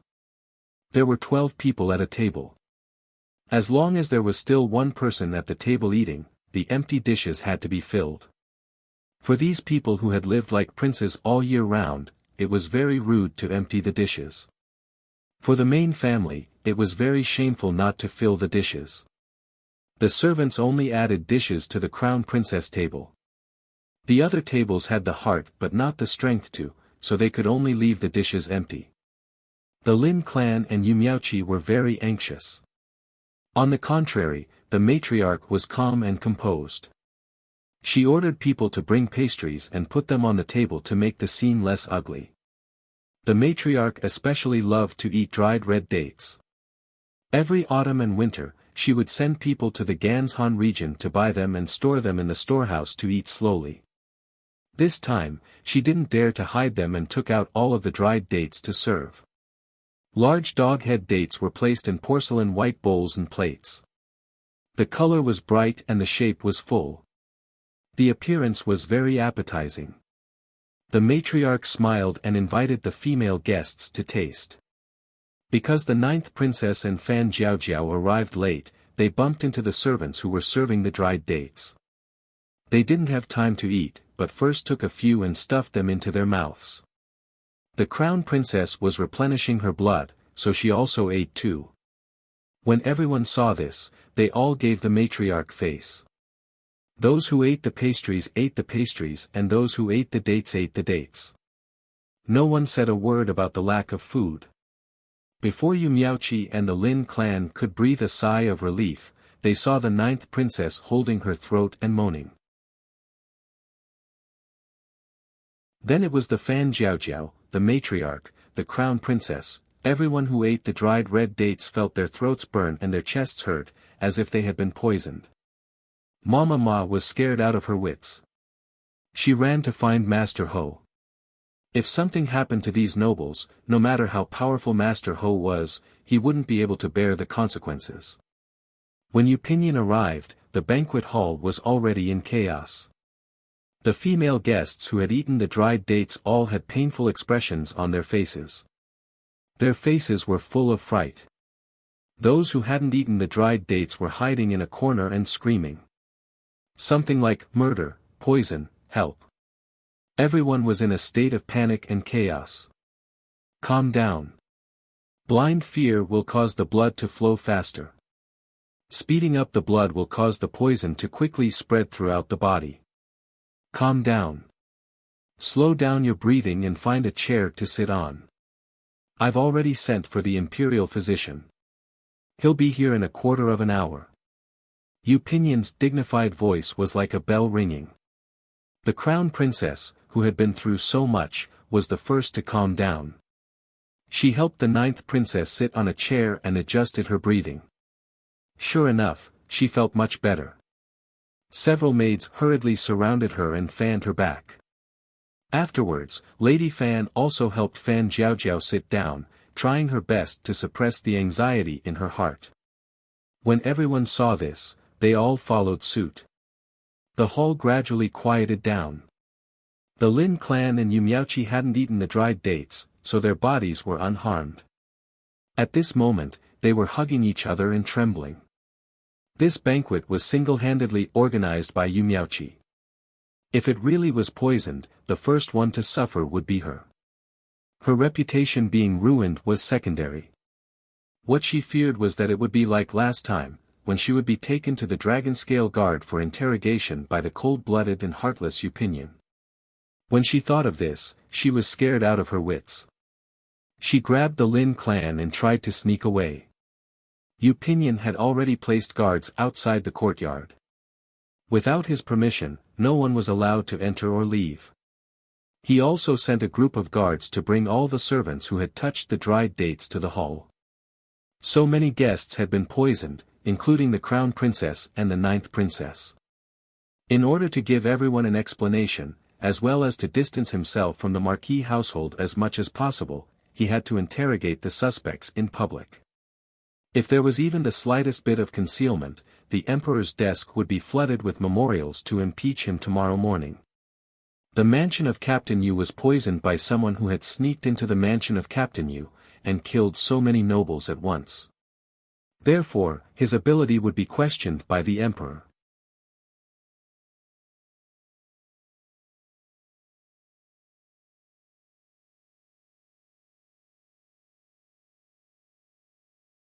Chapter 97. Mama Ma hurriedly greeted her. "Miss, why are you here? Are you feeling better?"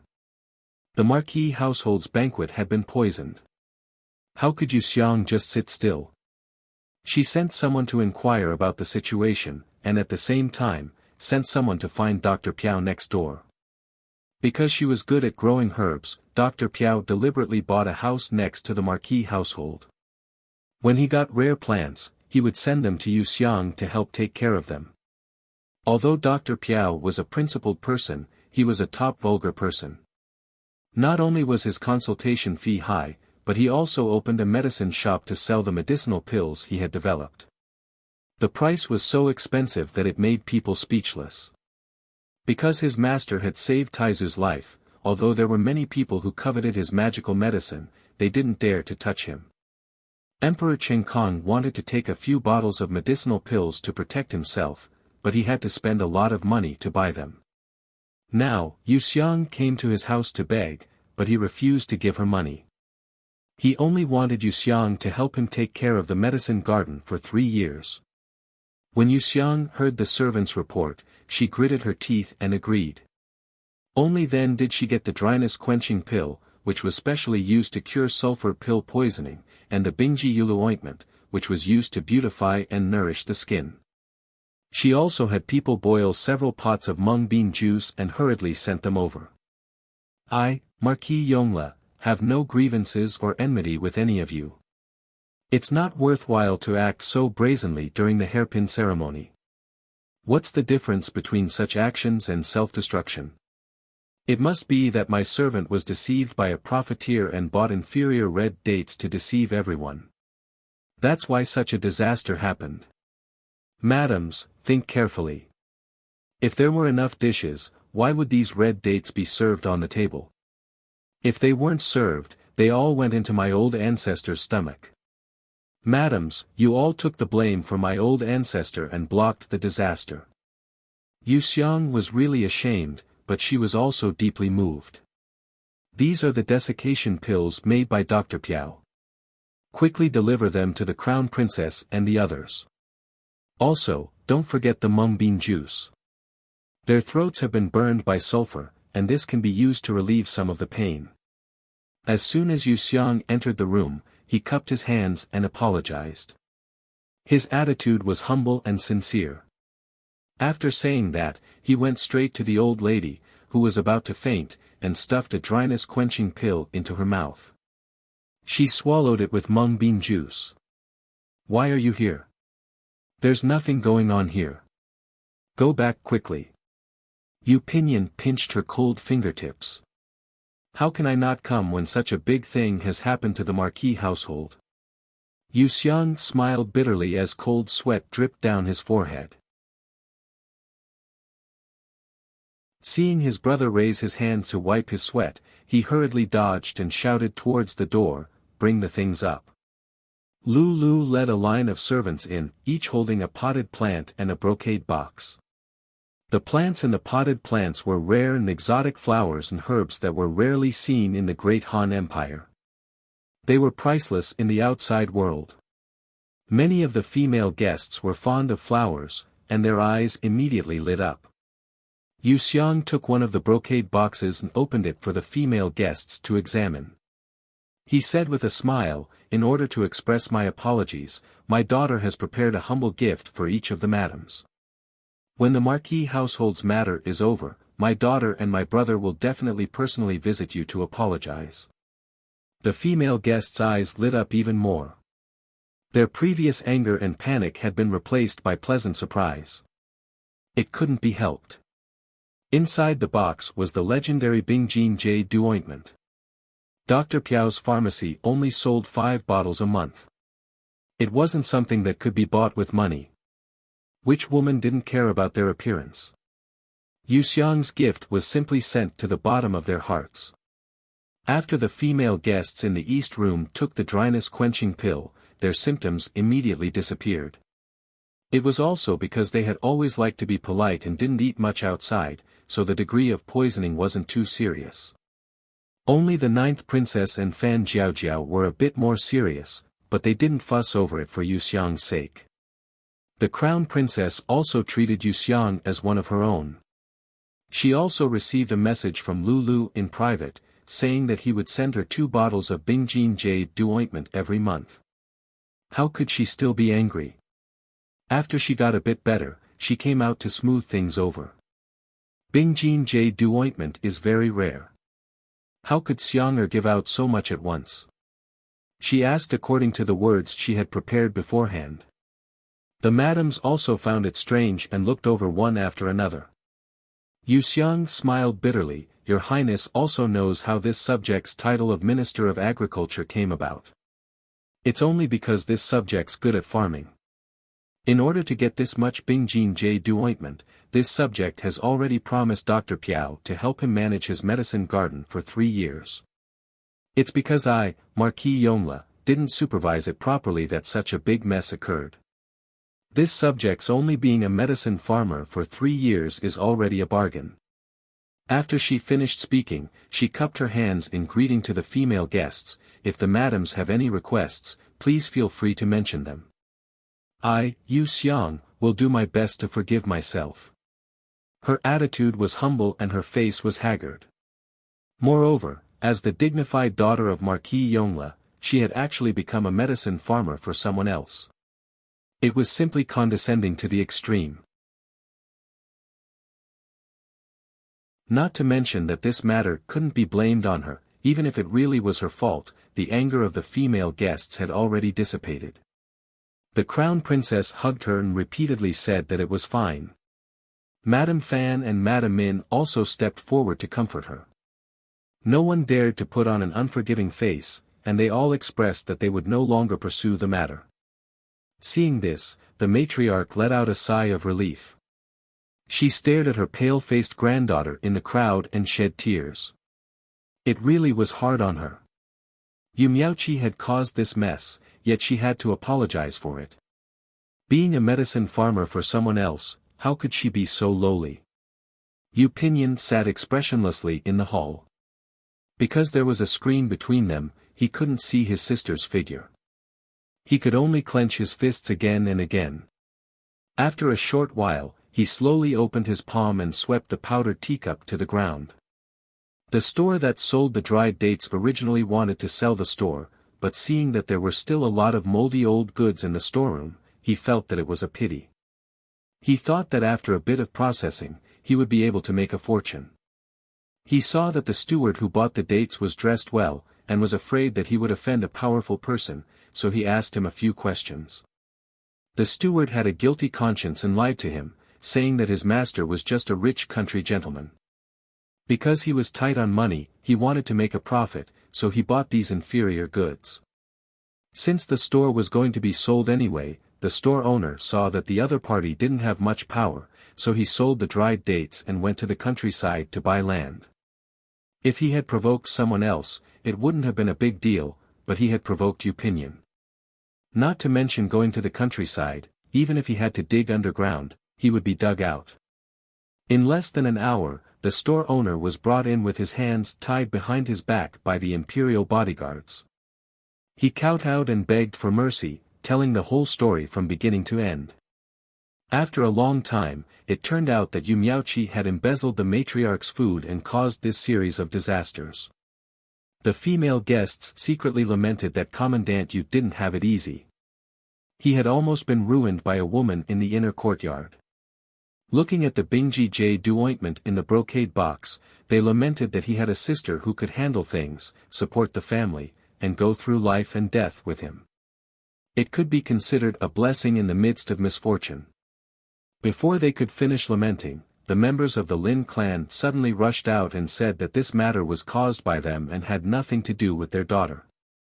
Because her dowry store was continuously losing money, she wanted to use the central funds to fill the hole. The reason why Yu Miaoqi embezzled the household's food was because of her instructions. Everything was her fault and it had nothing to do with anyone else. After she finished speaking, she kowtowed and asked the matriarch to punish her. The truth had come to light. Next, it was time for the family Yu to close the door and deal with their private affairs. The female guests were very embarrassed and left one after another under the lead of the crown princess. As for whether this matter was the responsibility of the Lin clan or Yumiauchi, they had no interest in investigating. In short, this mother and daughter pair were not easy to deal with. It was fortunate that Matriarch Yu had tolerated them for so long. Yu Siyu had long received a message from Yu Xiang, telling her to come home on the day of her hairpin ceremony. Now that more than half a year had passed, no one remembered her matters. It was time for her to come back and talk about marriage. Yu Siyu sat in the carriage and hurried back. Unexpectedly, a wheel broke on the road and delayed the journey. When she arrived at the door, the hairpin ceremony was almost over. She walked up the steps and was about to knock on the door when she saw a tall and handsome man standing outside with a hesitant expression. "You are the top scholar?" Yu Siyu asked hesitantly. "Yes, I am Shen. May I ask if Miss is the eldest miss of the Marquis Yongle?" Shen Yuanqi smiled and cupped his hands. Yu Siyu didn't answer. An old mama that she had subdued in the countryside asked cautiously, "Why has the Lord Shen come to the Marquis household? Do you need this old servant to report on your behalf?" Shen Yuanqi showed a struggling expression.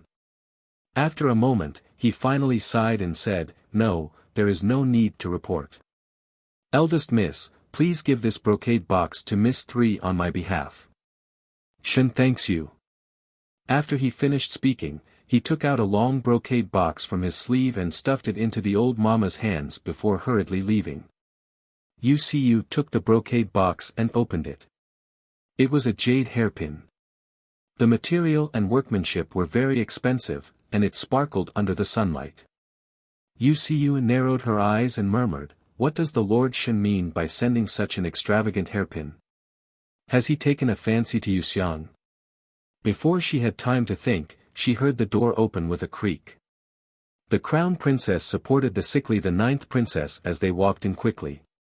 Many female guests followed behind them. She was shocked and hurriedly half-knelt in salute. The crown princess and the others only nodded slightly and left. The gatekeeper waited for the group to walk away before he whispered, "Eldest Miss, you came back at the wrong time. Something big happened at home." "Oh. What happened?" "Coincidentally, something big happened at my place too." Yu Siyu walked towards the main courtyard. The gatekeeper told her about the sulfur dates along the way, which made her laugh coldly. What was that saying again? Blessings don't come in pairs, and misfortunes don't come singly. Coincidentally, she also had a handle on Yumiauchi and was about to report it to the old ancestor and eldest brother. After Yu Pinyin sent the crown princess and the others away, he ignored the Lin clan and Yumiauchi kneeling on the ground. He strode to Yu Xiang's side and reached out to touch her stomach. Yu Xiang quickly glanced at the old lady, then pinched the skin on the back of the old lady's hand. He bared his teeth and threatened the old lady, then mouthed word by word in an exaggerated way, "Don't touch me." His heart's blood flowed into a river. Even though Yu Pinyin was full of anger, it was extinguished at this moment. He withdrew his hand and rubbed her head instead. Then, without another word, he picked her up and walked out. He didn't even look back as he instructed, "Old ancestor, you should go rest first. Let the two of them kneel. I'll come back to deal with them after I've settled Xianger down." Yu Xiang anxiously hit his shoulder and shouted in a low voice, "Change your position. It's inconvenient like this." "It's fine. Older brother is wearing black clothes. They're dirty." Yu Pinyin freed a hand and patted her soft and perky little butt. Yu Xiang was so embarrassed that she wanted to crawl into a hole and hide her burning face in the crook of his neck, refusing to speak. In the main courtyard's hall, the matriarch couldn't lie down. She was glaring at the Lin clan mother and daughter in the hall with a pair of dark red eyes. She wanted to swing her cane and beat the two of them, but she couldn't because of the poison. She wanted to use the harshest words to insult them, but her throat was burned and she couldn't speak.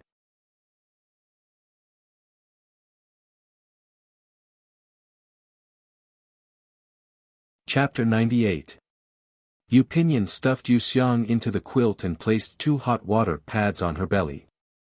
After covering her with the quilt, he reached out to touch her bulging belly before leaving with a smile. As soon as he stepped into the main hall, the smile on his face disappeared, leaving behind a frightening sinister look. Yu Xiu entered a step behind him. Seeing the old matriarch's unsightly expression, she hurriedly rushed forward to express her concern. The old matriarch couldn't speak, so she held her wrist and mouthed, "You came back late. Did something happen? The wheel of the carriage is broken. It took an hour to fix it." Yu Xiu wanted to say something but stopped. She quickly glanced at the several peasant women standing outside the hall. The old matriarch followed her gaze and stared blankly for a moment before pointing at one of them and asking, "Is that Zhongshuan's wife?" Yu Xiu tried hard to read her mouth and nodded, "Yes, it is Zhongshuan uncle's wife." There were also several peasant women who were the family members of the old Marquis Yongla's former subordinates. Because their husbands followed Master Ho to the battlefield, they either had hidden injuries or were missing limbs when they returned, so they had no choice but to retire. The old Master Ho was the most affectionate and righteous. He arranged for them to stay in the Marquis Yongla's field and provided them with 5 taels of silver every month until they were buried. These people usually only came to the capital to visit during festivals. This time, they came back with Yu Xiu and all of them looked miserable. Something must have happened. The old matriarch felt even more ominous and quickly beckoned them to come in. The moment they came in, they knelt down and kowtowed, "Old matriarch, Master Ho, if it wasn't for the fact that we couldn't survive, we wouldn't dare to ask eldest miss to bring us into the Marquis household. We beg old matriarch and Master Ho to forgive us." "What happened?" Yu Pinyin asked in a heavy voice. The women recounted while wiping their tears, reporting to Master Ho, "It was the old Master Ho who said that we should find a way to survive in the countryside. Who would have thought that as soon as second miss came back, she would say that we were crippled and that we were just freeloaders and dismissed us. In order to earn money, my Zhongshuan had no choice but to organize everyone to go hunting in the mountains. A few days ago, we encountered a large bug. Everyone was bitten to death. Only a few unrecognizable corpses were brought back. Old Madam, Master Ho, we can't even afford the money for the burial. There are also the old and young in the family who have no one to rely on. That's why we have the guts to beg eldest Mississippi Old Madam, Master Ho, please give us some silver taels to buy a few thin coffins on account of our husbands going through fire and water with old Master Ho. I beg of you." Muffled kowtows sounded one after another. Old Madame Fu looked at Yu Miaoqi and the Lin clan in disbelief. Yu Pinyin's face was so gloomy that water could drip from it. If they couldn't even settle down their former subordinates who went through fire and water with them, who would dare to be loyal to Marquis Yongla? Old Madame Fu couldn't speak. She raised her hand and flipped over the Kong table. Trembling, she pointed at the mother and daughter pair, her face blazing with fury. Yu Miaoqi hurriedly kowtowed and explained, "Grandmother is wise. Granddaughter didn't know that they were grandfather's former subordinates. If I knew, I definitely wouldn't be like this.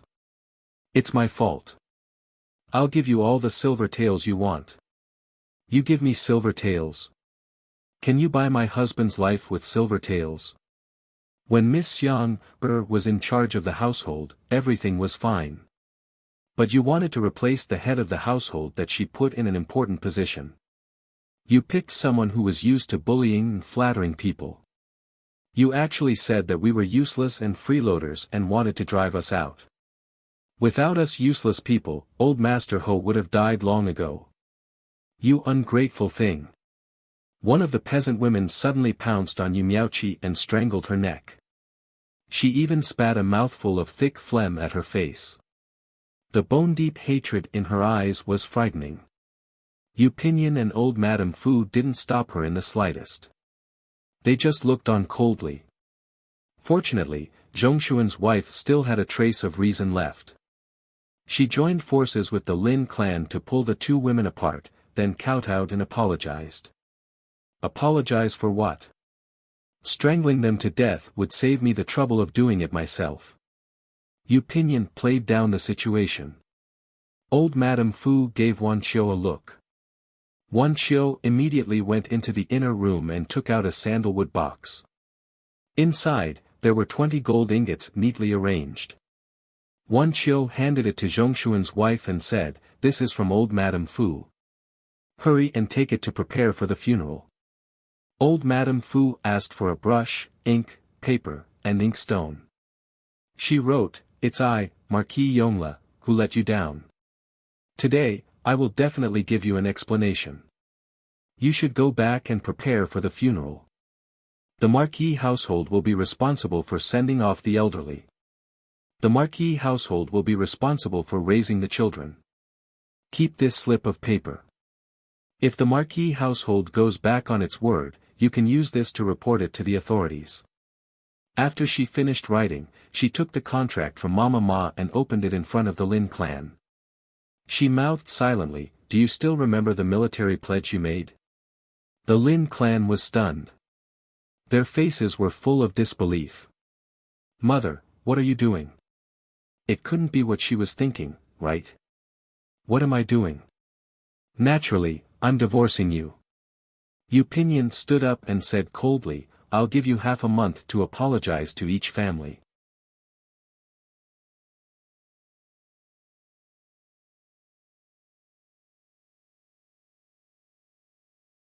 "Do you two like each other?"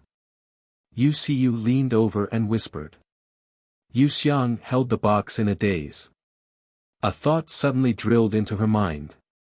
Before she could think about it, she heard Tao Hong, Lu, shouting from outside, "Second miss, why are you here? Shouldn't you wipe your face? Look at how dirty it is."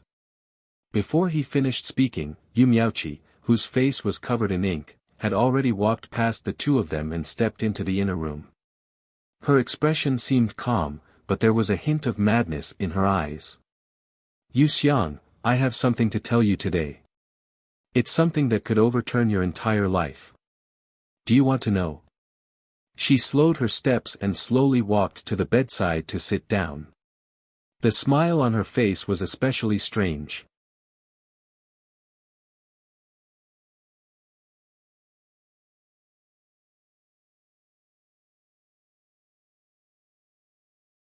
Without this title, how could she act like a tyrant? In the end, she was just a bastard of unknown origin. Yu Xiang frowned. She was really angry. Yu Siyu roared, "What are you waiting for? Hurry up and kick Yu Miaoqi out. Don't forget whose territory this is." Only then did Tao Hong and Lu come back to their senses. They went forward to pull Yu Miaoqi away. The servants outside the courtyard still didn't dare to act rashly. They had the intention of watching. Just at this time, Mama Ma heard the news and rushed over in a hurry. Yu Miaoqi slapped Tao Hong and Lu away. Seeing that Mama Ma had arrived, she laughed instead. She walked to the washstand by the window and slowly washed her face with the water in the copper basin. She said word by word, "Go back and tell the old madam not to be too biased. It's fine if you kick me out, but be careful that I don't break the pot and announce Yu Xiang's identity. Your Marquis family abandoned your legitimate bloodline and instead pampered a bastard like a precious treasure. What kind of logic is this? There's no such cold-blooded family in this world." Mama Ma naturally knew how much the old madam and Master Ho doted on Miss Xiang. If Yu Miaoqi really did make a big deal out of it, wouldn't Miss Xiang be tortured to death in the future after offending so many noble maidens? She couldn't stay in the capital any longer. While she was hesitating, Yu Miaoqi straightened up and took a towel hanging from the shelf to wipe her face. She then sat in front of the dressing table and put on Yu Xiang's jade lotus crown on her head. She looked left and right in front of the mercury mirror and said arrogantly, "Go back and tell grandmother that if you destroy me, you'll destroy Yu Xiang. If she wants to seal my mouth, she'll have to give me this courtyard." She turned around and smiled faintly at Yu Xiang and Yu Xiu, who had ugly expressions on their faces. Yu Xiang already knew that Yu Miaoqi would have the absolute advantage if she revealed her identity, but she didn't expect this day to come so early. She struggled between leaving and staying. Finally, she asked in a low voice, "What about my family? Where are they?" She had to get to the bottom of this no matter what. Yu Miaoqi's eyes flashed.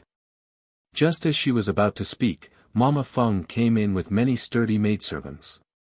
Mama Feng bowed and replied in a manner that was neither servile nor overbearing, reporting to Miss Xiang, "This servant is here on Master Ho's orders to help Miss move. This courtyard is already dirty and can't be lived in." "Move to where?" Yu Xiang was so surprised that the hot water bottle in her arms fell to the ground. "Move to Jingfu courtyard. This servant has already cleaned up the courtyard. You only need to move your things over and you can live there." As Mama Feng spoke, she took off Yu Miaoqi's hairpin and placed it in a box before handing it to the maidservant behind her. She then ordered the servants to move all the antique furniture, remove all the curtains and bed curtains, and remove all the exotic flowers and plants outside the courtyard that could be removed. The giant trees that couldn't be removed had to be left behind. Jingfu courtyard was only a wall away from Yu Pinyan's study, and it occupied an area as big as 2 Shixiang's rooms. Mama Feng cleaned it up in such a short time. It was clear that Yu Pinyan had already instructed her to do so. The servants moved very quickly. In less than a quarter of an hour, the room was emptied, leaving behind a dumbfounded Yu Miaoqi and a snickering Yu Xiu. "Second miss, as you wish, this courtyard is yours from now on. Master Ho has said that if you want to continue to be the legitimate daughter of the Marquis household, then you should keep your mouth shut."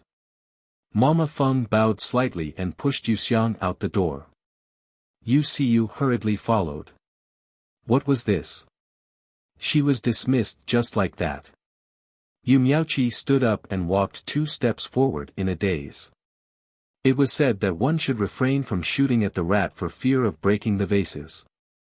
She never expected that her direct descendant of the prefecture Yu bloodline would become the rat that everyone wanted to beat.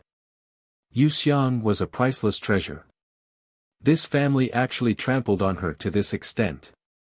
As she thought this, her eyes were gradually dyed with a crazy murderous intent.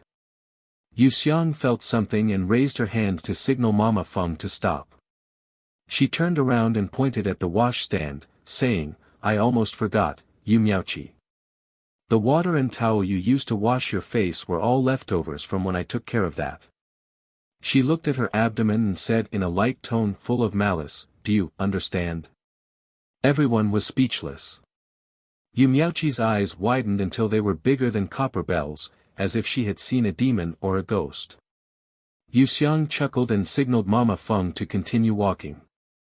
After a few steps, she heard the sound of sobbing and vomiting behind her.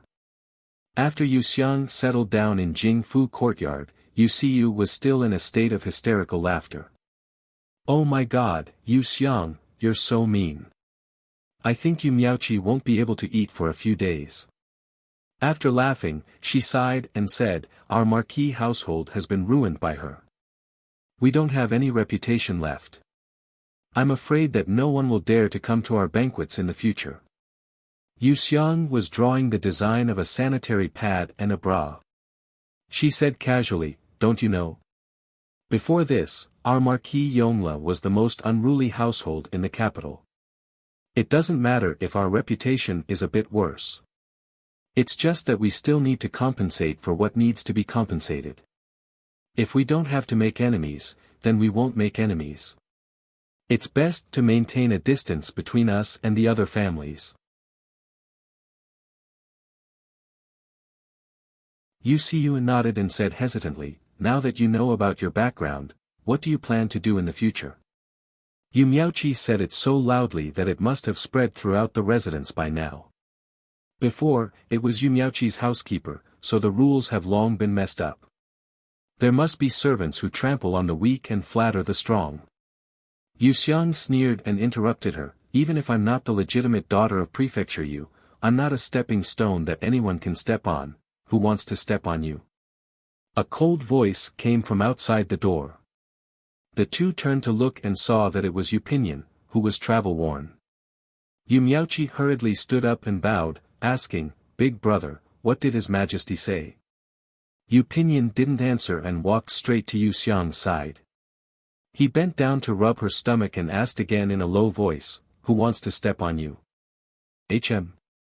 Tell Big brother will chop him up immediately." His large hand was about to reach under her clothes to lift her undergarments. Yu Xiang tried hard to control her face from turning red. She grabbed his wrist and hurriedly said, "No one wants to bully me. We're just making assumptions." "Big brother, what did His Majesty say?" Yu Pinyin sat down next to her. He saw that a fire cage had been lit in the room and a table had been set on top of it with a brocade quilt. He immediately pulled the quilt over and carefully covered her legs. He slowly answered, "His Majesty ordered me to reflect on myself for half a month and also bestowed 4 mamas to train Yu Miaoqi." Since His Majesty had bestowed mamas, Yu Miaoqi couldn't leave. Yu Siyu was a bit disappointed. However, Yu Xiang wasn't surprised at all. As soon as Yu Miaoqi announced her identity, Mama Feng came. She even cleaned up Jingfu courtyard and waited for her to move in. She couldn't help but suspect that Yu Miaoqi's every move was within Big Brother's calculations. He wanted to tear apart the layer of paper between siblings, but he wasn't willing to be the bad guy in front of her, so he simply used Yu Miaoqi. To be honest, Yu Xiang was a bit angry, but more than that, she was afraid of the unknown future. Perhaps because she was born unable to walk, her temperament was like a tree. Wherever it took root, it would find a hole. If one day someone wanted to pull it out of the hole and transplant it to another place, it was possible that she would blossom, and it was even more likely that she would slowly wither because she could not adapt to the environment. Did she love Yu Pinyin? Of course she did. Whether this love was familial or romantic, it didn't make any difference to her. She just couldn't accept the sudden change.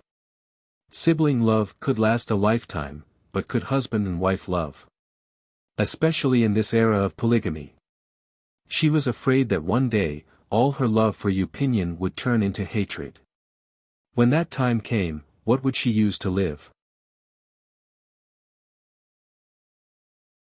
Moreover, there was still the old ancestor between them. The old ancestor doted on her like she was her own granddaughter. In her eyes, whether they were related by blood or not, it was incest and could not be tolerated in the world. The more she doted on her now, the more she would hate her after she found out the truth. She would probably want her to disappear forever.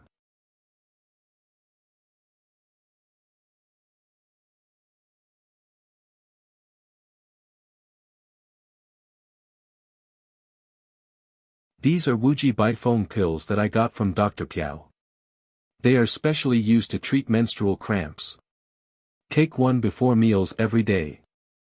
As Yu Pinyin spoke, he picked up a pill and fed it to his sister. He was half coaxing and half threatening, "Xianger, be good and eat it quickly. Dr. Piao said that you need to treat this problem as soon as possible. Otherwise, it will be more painful every month. If you don't want to eat it, that's fine. Big brother will help you rub it." After saying this, he pretended to touch her abdomen.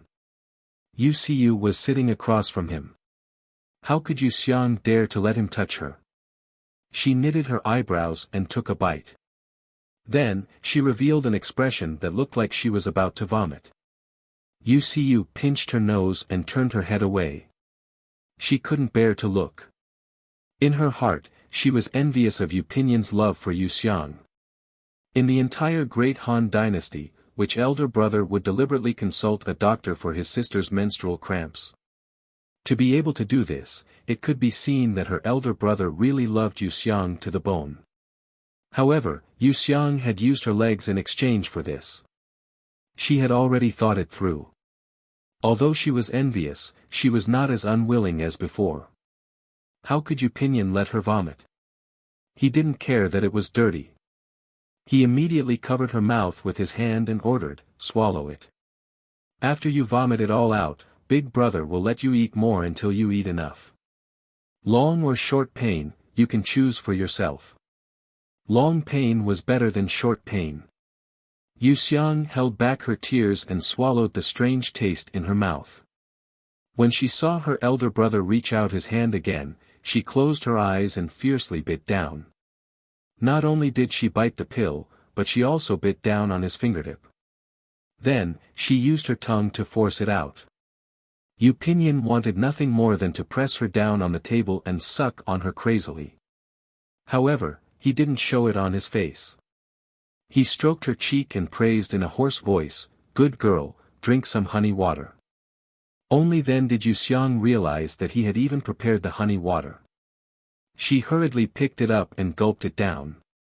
The overflowing water flowed down her delicate chin, into her collar, and finally into her full and white chest. Yu Pinyin's eyes darkened for a moment. When she finished drinking, he took out a handkerchief and wiped her chin and neck clean. He stopped at her collarbone for a moment before slowly retracting his hand. If it was in the past, Yuxiang would have pretended not to know. However, right now, Yu Pinyin was like a hungry beast. He had already lost interest in teasing his prey and was only waiting to devour her.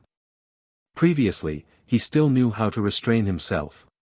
When he teased her to the critical point, he would pull away at the right time. However, after Yu Miaoqi exposed their so-called sibling relationship, he didn't hide his gaze anymore. It was so hot that it could set her on fire. His body exuded a strong and seductive masculinity.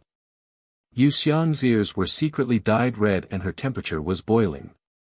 Yu Pinyin suddenly leaned over and pinched her round and cute earlobes. He seemed to be very satisfied with the heat from his fingertips and chuckled softly. Yuxiang was at her most sensitive moment. When she heard his hoarse and sexy laughter, her lower abdomen twitched. She sternly asked, "What are you laughing at? Am I that funny? My stomach hurts like a knife and you can still laugh. You're too cruel." This accusation was simply unreasonable.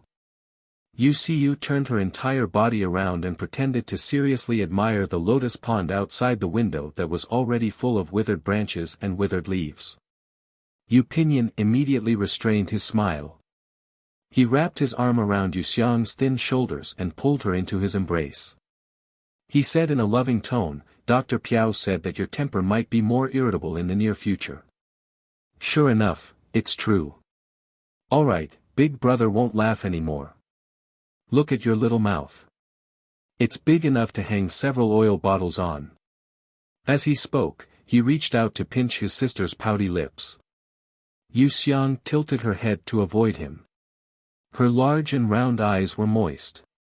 She thought she was fierce, but she was actually tender as she glared at her brother. Yu Pinyin's entire body went numb from her glare. If Yu Siyu wasn't still there, he would have already pulled her into his embrace and rubbed her. Yu Siyu quickly glanced at the two of them. She suddenly realized that her brother, who was cold and ruthless and invincible in her heart, could also talk and laugh like an ordinary person. Not long after, Tao Hong came in with a lunchbox. He placed the dishes on the table and Lulu helped to scoop out the rice. "Take away this spicy diced chicken."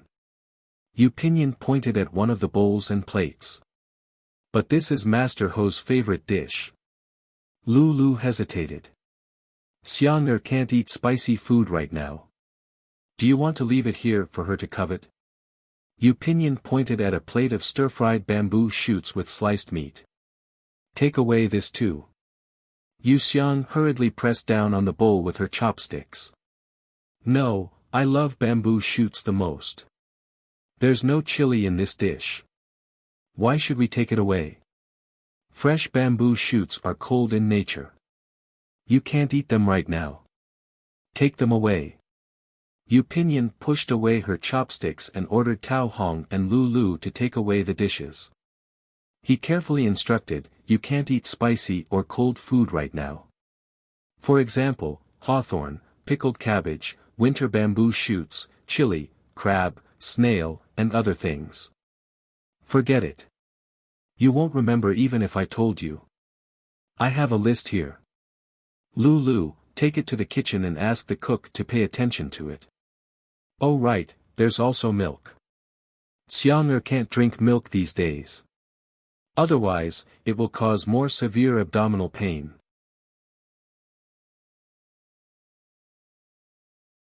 He took out a list from his sleeve pocket and handed it to Lulu. Then, he tasted all the dishes and pointed at a few of them. He had them taken away.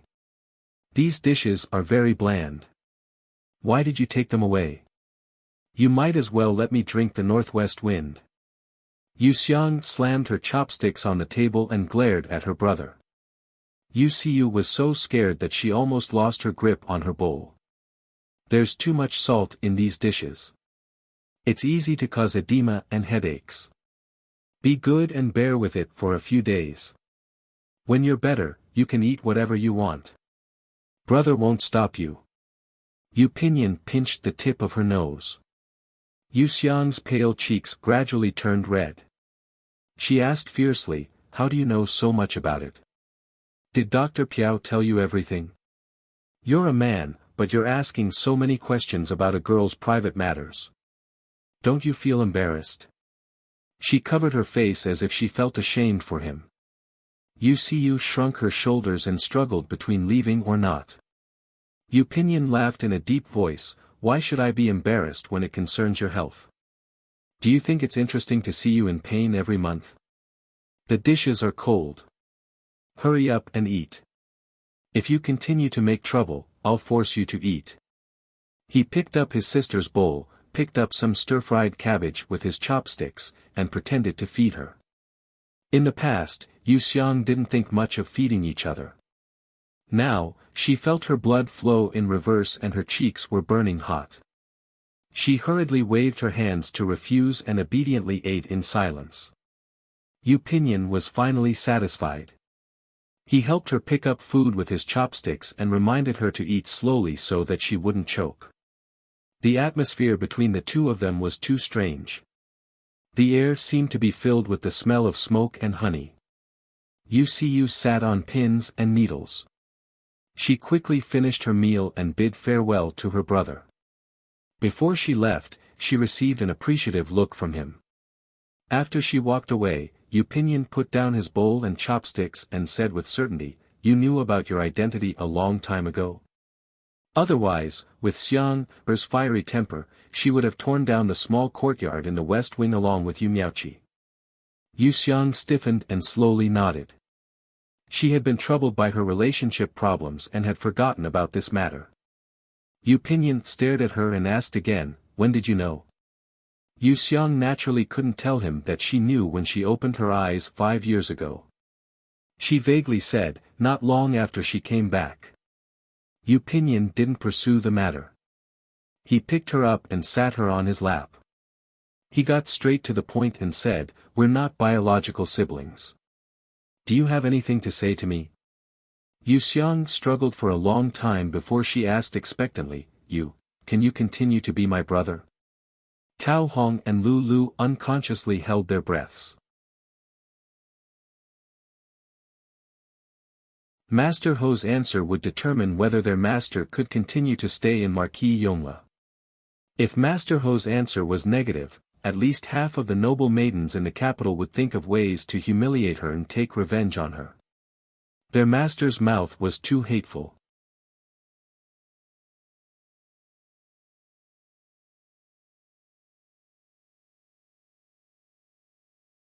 Chapter 101. Yuxiang held back for a moment, but in the end, she couldn't help but turn her head and cry silently. Tao Hong and Lulu's shoulders slumped, and their hearts were filled with endless despair. Yu Pinyin sighed deeply and pressed hard on his sister's soft buttocks, making her feel the hardness between his legs. Let me ask you, which brother in the world can't help but kiss his sister? Which brother in the world wants to possess his sister in his dreams every night? Which brother in the world wants to marry his sister? We've already come to this point, and you still want me to be your brother. How can I be satisfied? Yu Xiang's ears were so red that they were dripping blood. She stubbornly tilted her head and refused to look at him, or rather, she didn't dare to look at him. Her constantly trembling eyelashes revealed the panic in her heart. Tao Hong screamed in shock, and Lulu hurriedly covered her wide-open mouth and hurriedly dragged her out. Yu Pinyin waited until everyone had left before he grabbed his sister's chin and forced her to look at him. Xiang'er, I don't want to be your brother anymore. I want to be your husband. You're already of marriageable age, so let's get married. Yu Xiang's eyes were red. How are we going to get married? How are you going to explain it to our ancestor? In her eyes, we're biological siblings. If we're together, it'll be adultery. She can't do anything to you, but she won't be polite to me. Yu Pinyin slightly narrowed his eyes, pressed her buttocks against his hard object, and said in a hoarse voice, when the time comes, I'll let you acknowledge your ancestors first, and then I'll come and marry you. Let our ancestor hold a great-grandson as soon as possible, then she won't have time to be angry. Okay. He gently rubbed his sister's soft buttocks, and his words were infinitely seductive. Yu Xiang stared at him in disbelief, and her cheeks were burning red. She stuttered, You're so shameless. If her legs were intact, she would have jumped down as if her buttocks were on fire. Hee. Yu Pinyin chuckled in a low voice. He pressed the back of her head with his big hand and pressed her beautiful lips to his. He licked them over and over again. Then, he opened her snow-white teeth and swept his tongue across her sweet and warm mouth. He was so fierce that she felt as if he was going to suck her soul out of her throat. Yu Xiang struggled at first, and then her waist went limp. Her hands automatically grabbed his neck, and she breathed like a fish out of water. This was her first kiss in 2 lifetimes. However, it was a special period after all. A sharp pain in her abdomen made her regain her senses. She grabbed the hair bun behind her brother's head and pulled it away. She gasped and asked, Wait, do you mean I still have relatives? Where are they? The joy in Yu Pinyin's eyes faded, and he said in a hoarse voice, Your parents have already passed away. He briefly described the various changes in family Shen, and then said, You still have an older brother, and he's currently an official in the capital. Who is he? Yu Xiang already had an answer in her heart and she thought of the hairpin Shen Yuanqi had given her. It doesn't matter who he is, and I won't let him take you away right now. It wasn't easy for the two of us to be together, so we should cultivate our feelings. 3 days before you get married, I'll arrange for you to acknowledge your ancestors. We haven't seen each other for 15 years, and I've never owed him any kindness for raising me. You just need to know that there's such a person, and don't mind it. Yu Pinyin's tone was very domineering. Yu Xiang was so angry that she wanted to laugh. She asked, Are we together? Why didn't I know? If we weren't together, then what were we doing before?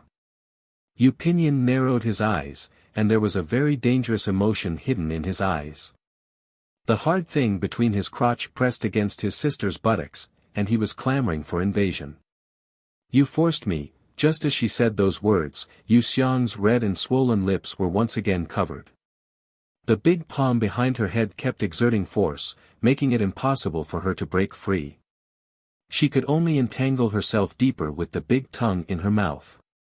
Transparent liquid dripped from the corners of their mouths, and long silver threads were drawn out. The sound of water dripping made people's hearts beat faster. Tao Hong and Lulu were guarding the door. They looked at each other, and then they both turned their heads away, their cheeks red. The intense kiss finally ended, and Yu Xiang lay on her brother's broad shoulders, gasping for breath.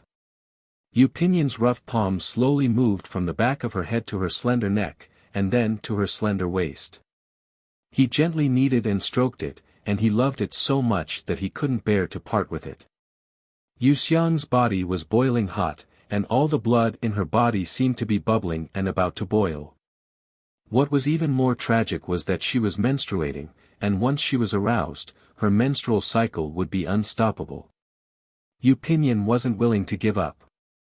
He patted her buttocks and asked, "We're already at this point, and you're still not willing to marry me?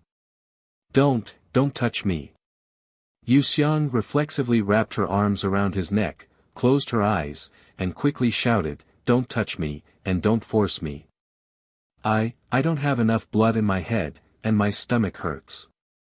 I can't think at all. Can you let me think about it? I'm really uncomfortable right now." Yu Pinyin tilted his head, and sure enough, he saw that her head was covered in sweat.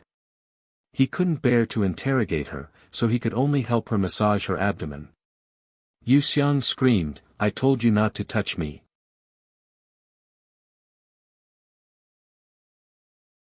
She was now like a bag filled with water, and the slightest pressure would cause it to explode. "What's wrong? Do you want a doctor to come take a look?" Yu Pinyin also became nervous. "Just put me under the blankets. Hurry, hurry, hurry." She anxiously pulled on her brother's ear.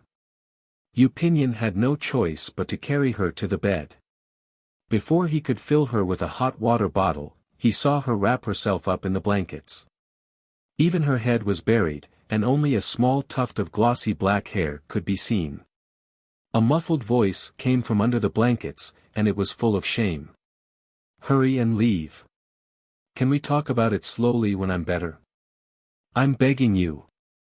Yu Pinyin bent over to pull the blankets, and her small hand reached out and scratched him. She looked very much like an angry cat, and he couldn't help but chuckle. He stopped laughing, poured another hot water bottle, and placed it on his sister's belly. He kissed the top of her pitch-black hair before slowly walking away.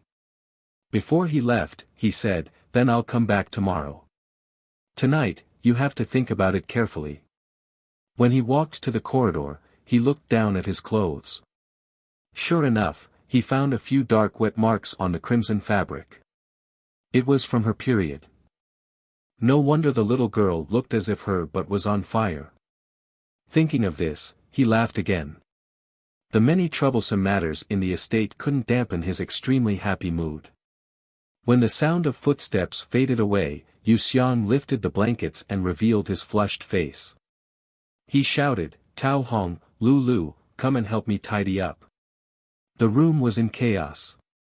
Half an hour later, Yu Xiang sat at the head of the bed in his white underwear, sipping brown sugar water. Lu looked worried, but Tao Hong happily asked, "Miss, when are you and Master Ho going to hold your wedding?" Yu Xiang almost choked on the sugar water. He reprimanded in a low voice, "What nonsense are you talking about? How is it nonsense? Miss can only stay in the Marquis household if she marries Master Ho." Lu retorted, "What do you know? The situation here was very complicated. Just the old lady alone won't be enough, not to mention that there are so many people in the capital watching. If word of sibling incest gets out, Miss's backbone will be exposed. Didn't Miss say that she should walk her own path and let others talk about it? They could only play with their mouths. Could they eat the young Miss? When Miss returns to the family and leaves the Marquis household, she and Master Ho will be justified." Tao Hong was very disapproving. Yu Xiang continued to sip the sugar water, but his eyes flashed with various emotions from time to time. Lu gritted his teeth and said frankly, "Mrs. legs are inconvenient. Master Ho loves her so much that he naturally won't mind. In the future, when he takes in concubines one by one, his love will gradually fade, and Miss will become a burden to Master Ho." A woman's position in the inner residence is completely dependent on a man's favor. If Miss loses his favor and can't walk, who can she control with just her mouth? In addition, the old lady will definitely be dissatisfied with Miss and won't protect her. You can only see the scenery in front of you, but how can you think of the difficulties in the future? As Master Ho's sister, Miss can be willful and reckless. After becoming his wife, she will have to be careful even when she speaks. At this point, she stole a glance at her master and braced herself to continue, "So, instead of marrying Master Ho, it's better to be brother and sister for the rest of their lives. Lulu was a person from ancient times, so he naturally didn't believe that a man would be faithful to a woman until death. Even if Master Ho didn't get close to women, when he got married and his master couldn't move freely, he would take in a few concubines to help him. Master Ho also couldn't tolerate sand in his eyes. Once or twice was fun, but if it happened too often, Master Ho would be tired of it. At that time, where would the master and servant go? Cao Hong was silent for a moment, then stammered, but the problem is that Master Ho doesn't want to be brother and sister with Miss right now. Master Ho is such a domineering person, he definitely won't let Miss off. We can't resist, so why don't we obey? Moreover, Master Ho and Miss have been together for 15 years, and he also saved Miss's life. Even if he marries another woman in the future, he definitely won't treat Miss badly. Lulu was about to shake his head and refute, but Yu Xiang put the empty bowl on the bedside table heavily and said tiredly, "Okay, don't argue. I'm going to sleep. If there's anything else, wait until my stomach doesn't hurt anymore before thinking about it." Cao Hong and Lulu nodded cautiously and went downstairs with the empty bowl. Yu Xiang didn't sleep the whole night. She sat up and rubbed her legs. She could still feel above her thighs, but from her kneecaps, she gradually became numb. She wanted to try moving her toes, but she couldn't feel them at all. A deep and boundless sense of defeat attacked her heart. With this broken body of hers, who could she possibly keep?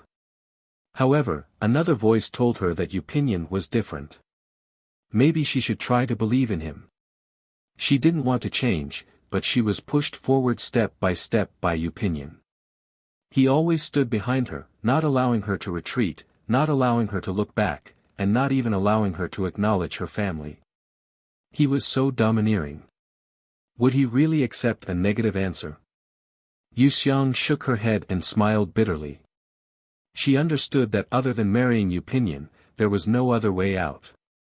If her legs were intact, she could still escape the marriage or something. However, the end result was that she would be kidnapped by Yu Pinyin. There wasn't much difference.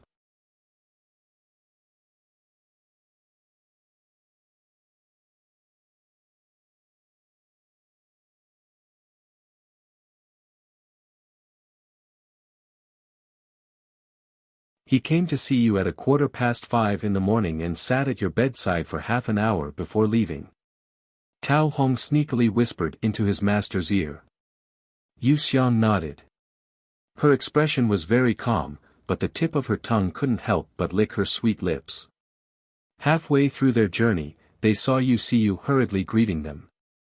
Did you know that something strange happened in the residence today? What happened?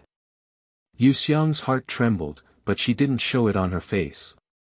It couldn't be that her affair with her brother was exposed, right? Didn't you leave the small courtyard in the west wing to Yu Miaoqi yesterday?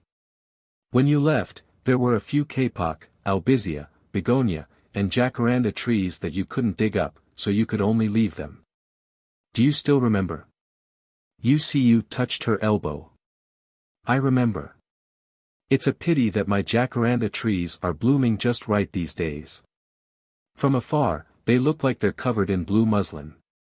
They're faintly discernible, hazy, and cloud-like. They're so beautiful that it's breathtaking. Speaking of this, Yu Xiang felt her heart ache. Her brows were knitted together and she couldn't pull them away. They are indeed beautiful. The first time I saw them, I stood under the trees for a long time. I was mesmerized by them. Yu Siyu sighed. After a short while, she began to rejoice in her misfortune. Don't even think about it. Your jacaranda trees, kapok, albizia, begonia trees, they all withered last night. The leaves are a charred yellow, as if they were burned by fire. Who did it? Yu Miaoqi. Yu Xiang's tender expression was suddenly replaced by a ferocious one. Yu Siyu quickly patted her shoulder to comfort her. No, you misheard. Those trees weren't burned. They withered on their own, so I thought it was strange. Right now, the entire Fu is saying that Yu Miaoqi is a jinx and doesn't have the good fortune to ruin your precious land. Yu Xiang stared blankly for a moment before coming back to her senses. She felt that this matter was a bit strange and felt that it was a pity for her flowers and trees. In the main courtyard, the matriarch was also listening to Mama Ma's report about the flowers and trees that had withered overnight. Her originally unsightly complexion seemed to have been painted with a layer of white paint. Her hands trembled as she wrote, "I'm afraid that she won't be able to suppress her evil aura anymore." Mama Ma nodded, "That's right. The old lady, what do you think we should do?" Master Ho is only taking a break from his duties to reflect on himself. Next time, he won't be so lucky. His Majesty has just bestowed 4 etiquette instructors, but it's not good for me to drive her away. Forget it, find her a family as soon as possible. Choose the one with the toughest life so that she won't cause trouble and implicate our marquis household. The matriarch quickly wrote. "AI, this servant will send someone to inquire about it."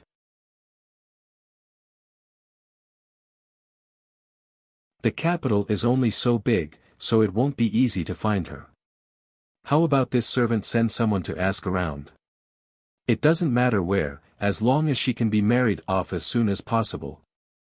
The matriarch put down her brush and rubbed her burning throat. Mama Ma bowed in agreement and threw a few slips of paper into the brazier to burn them. Just as she finished burning them, she heard the maidservant outside report that the 3 misses and madams had come to pay their respects. The matriarch waved her hand to have someone bring them in. The faces of the members of the Lin clan and Yu Miaoqi were very haggard and there were dark circles around their eyes. It was clear that they hadn't slept all night. Yu Xiang followed closely behind. Her complexion wasn't much better than the 2 of them, but her lips were pink and moist and faintly exuded the fragrance of peaches. It made people want to take a bite. Yu Xiu, on the other hand, was glowing and took the initiative to help the old ancestor up. The matriarch sat upright and still as she wrote, "The 9th princess has been poisoned the most. Today, we will first go to the palace to ask for forgiveness from His Majesty and Her Majesty the Empress. Yandere is already waiting at the palace gates. We will set out immediately." The members of the Lin clan had numb expressions, but Yu Miaoqi was shocked. She asked in a shrill voice, "Why do we have to go to the palace to ask for forgiveness? Had the matter already become this big? Even the emperor and empress knew about it. How was she going to marry in the future?" The matriarch coldly glanced at her and wrote, "The 9th princess is the treasure of His Majesty and Her Majesty the Empress. You bought poisoned dates to harm her. Don't tell me you want to let this matter pass easily and quietly. You're dreaming. Enter the palace today, go to the Crown Prince mansion tomorrow, go to the Duke's estate the day after tomorrow. Every household will need you and the Lin clan to personally present a bramble and ask for forgiveness." Yu Miaoqi's face was drained of all color. She could almost foresee the scene of her infamy spreading far and wide. How would others judge her? Greedy, unfilial, prodigal, stupid. All of these were the worst traits that the world could not tolerate in a woman. Not to mention members of the imperial family, even ordinary people would look down on her. It's over, it's completely over this time. Even if Yu Xiang's identity was exposed, she still wouldn't be able to make a comeback. Yu Miaoqi's body went limp and she fainted on the ground. The members of the Lin clan screamed in fright, but the matriarch's eyebrows didn't even twitch. She slowly wrote on the paper, "Wake her up with a splash. After she wakes up, change her clothes and set off immediately." Mama Ma hurriedly ordered people to carry her away. Yu Xiu sat down to chat with the matriarch while Yu Xiang went to prepare the gifts. The stewards outside the courtyard were all kneeling and listening to Mama Feng's lecture. In summary, there were only 2 points. First, regardless of whether Miss Xiang was of Prefecture Yu's bloodline or not, she was still their master. No one was allowed to disobey her. If anyone had any ulterior motives or couldn't control their mouths and spread rumors, Master Ho would personally deal with them. Second, from now on, Miss Xiang would still be in charge of the household affairs, with Miss Siu assisting. The rules that second Miss had abolished would be re-established from today onwards. Just yesterday alone, the household had dealt with many servants. The ones that were left were those that the Lin clan's mother and daughter had abandoned. Now that they were back in their original positions, they were naturally overjoyed and grateful.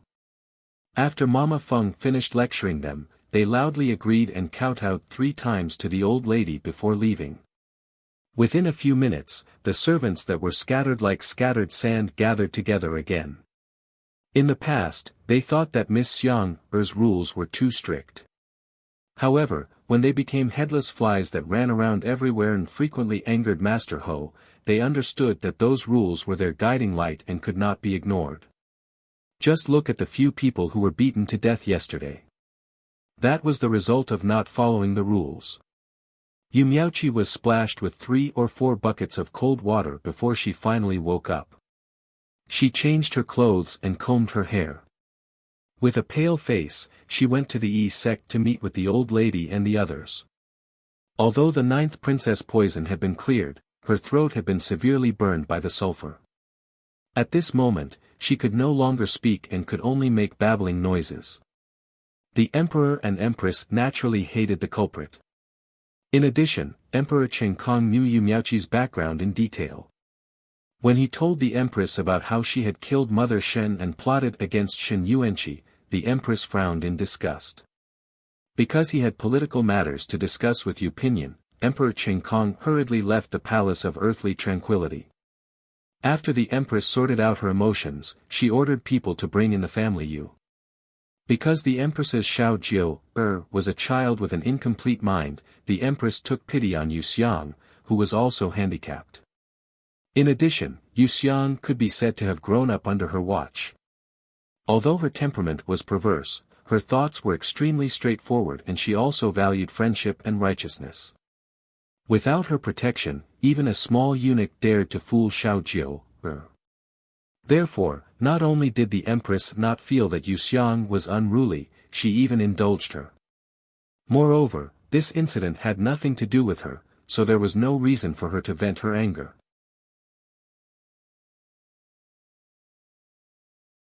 As soon as the empress arrived, she ordered people to bring Yu Xiang into the inner chamber to visit Xiao Jiu, leaving the old lady and the Lin clan outside to talk. Because the old lady had also been poisoned, the empress didn't have the heart to harshly reprimand her. However, she also didn't want to see Yu Miaoqi's extremely hypocritical face. She ordered the palace servants to bring her and the Lin clan into the side chamber to be lectured. The palace servants loudly recited the women's precepts. They recited it for a full 8 hours before the 2 of them were allowed to leave. When they were about to board the carriage, her knees were already swollen beyond belief. The old lady's anger couldn't be quelled. She wrote, "The Empress has said that on the 6th day of the next month, there will be a selection in the palace to select a number of official consorts and secondary consorts for the 4th prince, 5th prince, and 6th prince. Yu Miaoqi's conduct is lacking, so the selection will be dropped. She will only stay in the Fu to properly learn the rules." Yu Miaoqi stared at the words written in black and white in front of her, her facial features gradually becoming distorted. Selection? Why didn't it be earlier or later? Why did it have to be when she made such a big fool of herself? Was the heavens playing tricks on her? In reality, her thoughts were somewhat reasonable. If it was according to her original fate, this selection would be the perfect opportunity for her to marry into the 4th prince's Fu. If it wasn't for Yu Xiang's dream of the mountain collapsing, the 4th prince would have gone to provide disaster relief in place of the crown prince. They would have met on the way and owed her a favor. If it wasn't for Yu Pinyin throwing her into prison, the family Shen wouldn't have declined, and father and mother Shen wouldn't have died. She would still be the darling of the family Shen. After Shen Yuanqi became the top scholar, he would naturally bring her back to acknowledge her ancestors. The old lady and the Lin clan would do their best to cultivate her and pave the way for her bright future.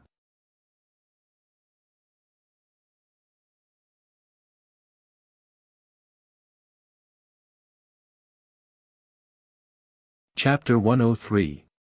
At this moment, Wuxia was sitting in a rocking carriage with a thick black cushion beneath her. Sitting across from her was her older brother, whose eyes were shining brightly and whose lips were curled into a smile. "I haven't seen you for one night. How did you become so haggard?" Pinyin reached out to touch his sister's dark eye circles.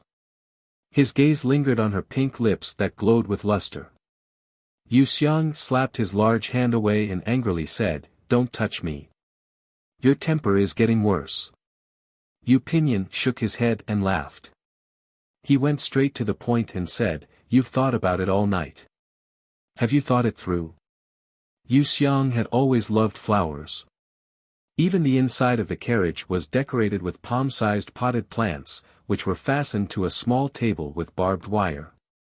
The plump and cute jade halo had two antenna-like leaves protruding from it, and it seemed to be eavesdropping on their conversation. Wuxia took out the flower pot and held it in her palm. She said seriously to her older brother, "After thinking about it all night, I feel that there are some things that I need to discuss with Big Brother." Pinyin shifted his position and sat next to her. He stretched out his arms and wrapped them around her shoulders. His voice was low and gentle as he said, "Oh. What does Xiang'er want to discuss with me? I'm all ears." A strong masculine scent followed closely behind. Wuxia shrugged her shoulders and tried to shake off his large hand, but failed several times. Instead, it made him laugh again and again. She had no choice but to say with red ears, "Hey, do you see this potted plant?" "I see it." Pinyin nodded with a smile. "Look." Wuxia stretched out her finger and poked at one of the jade halo's green antennae. Her tone was extremely serious as she said, "This is a plant. Even though there's a problem with its roots, it's very rare, precious, delicate, fragile, and delicate." Pinyin had already understood the meaning behind her words and couldn't help but burst out laughing. Being glared at by her beautiful eyes, he hurriedly sat up straight and nodded in agreement. "That's right, she is indeed very precious, very rare, very delicate, very fragile, very delicate. She is a unique treasure in this world." Wuxia blushed when she heard her brother's serious praise, but she quickly regained her composure and continued, "You see, it's living well in this pit, but because of some people's whims, they want to dig it out and move it to another pit." As she spoke, she forcefully pulled out the jade halo from the basin and placed it in an empty teacup beside her. With a serious expression, she said, "This new pit is beautiful, but it doesn't have enough soil. Do you think it can live as well as before?" After pondering for a moment, Pinyin smiled and said, "Xiang'er, don't mislead your brother. You're moving around, but aren't you still in your brother's trap?"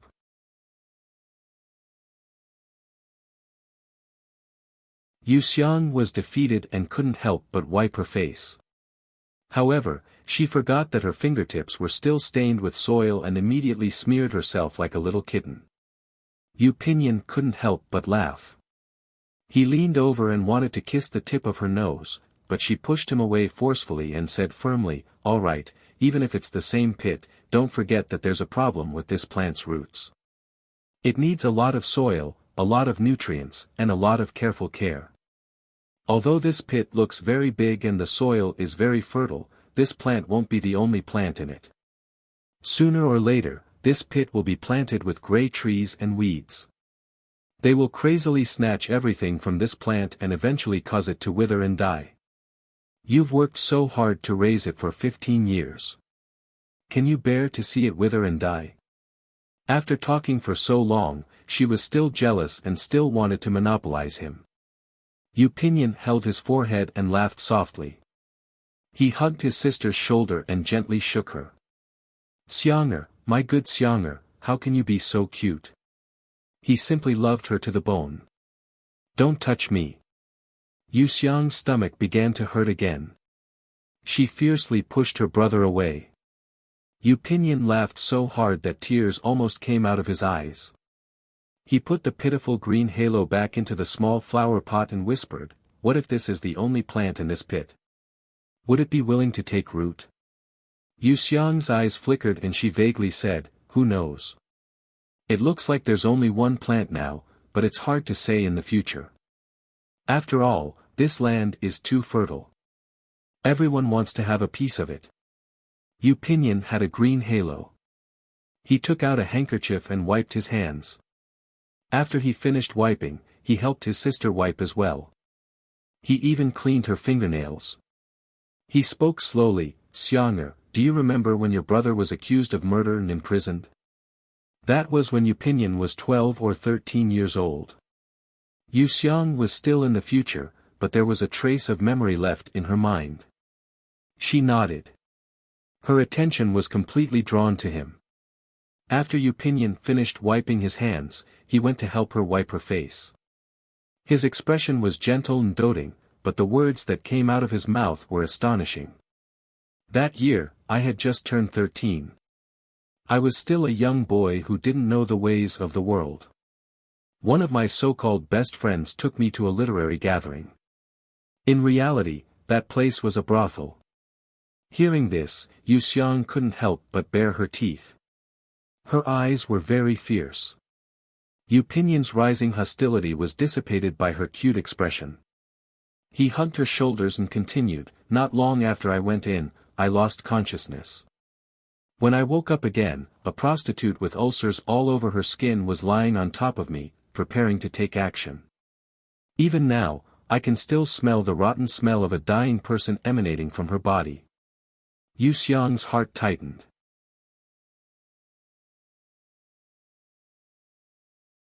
She asked in a trembling voice, She has red bayberry sores." This move was really vicious. Not only did it cause her brother to contract an incurable disease, but it also ruined his reputation. If it really succeeded, she didn't dare to think too deeply. She hugged her brother with difficulty and gently patted him. Her clear and gentle eyes seemed to say, "Don't be afraid. It's all in the past. Everything is in the past." When Yu Pinyin saw that she didn't reject him after hearing about this filthy past, but instead felt pity for him, his already soft heart slowly melted. He continued to whisper, "Fortunately, I woke up in time. I pulled off the hairpin on her head and stabbed her to death. Then, I hastily put on my clothes and escaped from the backyard. Because I was drugged, my steps were unsteady. I slowly walked down the dark alley to the liveliest and brightest street. That day was Chinese Valentine's Day. The moment I walked out of the alley, I saw Chang Yafu and Yu Pinhong smiling at each other in the crowd. I quietly followed behind them. With my own eyes, I saw them release the river lanterns and exchange the tokens. And then, Yu Xiang tightly grasped his fingertips. Her heart was throbbing with pain. Then, I soaked in the ice-cold river for half the night. In the early morning, I was caught by the bailiffs and thrown into prison. Yu Pinyin's eyes were blank as he fell into his memories. And then, Yu Xiang felt terrible, but she couldn't help but want to know what happened. Then, I had a high fever. The old ancestor came to see me in prison. I told her that I wanted to see my mother before I died. And then, Yu Xiang's throat was dry. Mother didn't come. She only brought me a message. What message? She said that I tarnished my father's good name. She said that I didn't deserve to be my father's son. Yu Pinyin's deep voice was full of sarcasm. Yu Xiang's face was unknowingly covered in tears. Her eyelashes were filled with sparkling tears. Yu Pinyin lowered his head to look at her. The ruthlessness and anger in his heart were washed away by her tears. He couldn't help but laugh. His voice also became light and gentle. Since then, I have felt that women are the dirtiest things in the world. They are detestable. Yu Xiang's tears stopped abruptly. She stared at him in disbelief. Yu Pinyin hurriedly added with a smile, of course, except for you and the old ancestor. He held his sister's soft, white, and tender hand and kissed it. Xiang'er, I'm very glad that you are my sister, but also not my sister. If it weren't for that, I wouldn't have fallen for you. Other than you, I wouldn't have fallen for another woman. You can believe me. With that, he kissed the teardrops hanging on his sister's eyelashes. Yu Xiang blinked, then blinked again. She asked with a dazed expression, then when did you fall for me? Yu Pinyin pondered for a moment, then smiled helplessly. I don't know either.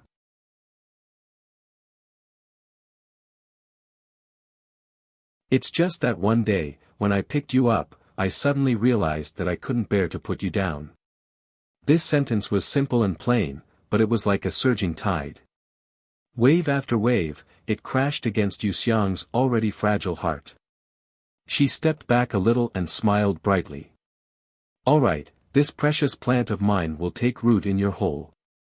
You must water it on time and fertilize it on time. How do I water it? How do I fertilize it? Yu Pinyin's heart was filled with boundless joy, but he suppressed it on the surface. He gently and slowly rubbed his sister's slender waist. Yu Xiang's ears were red, but her expression was noble and cold. She pointed at her pink lips. There, I'm thirsty here. Yu Pinyin chuckled. After laughing, he suddenly leaned over. He first sucked on her lips and licked them inch by inch. Then he pried open her teeth and sucked crazily.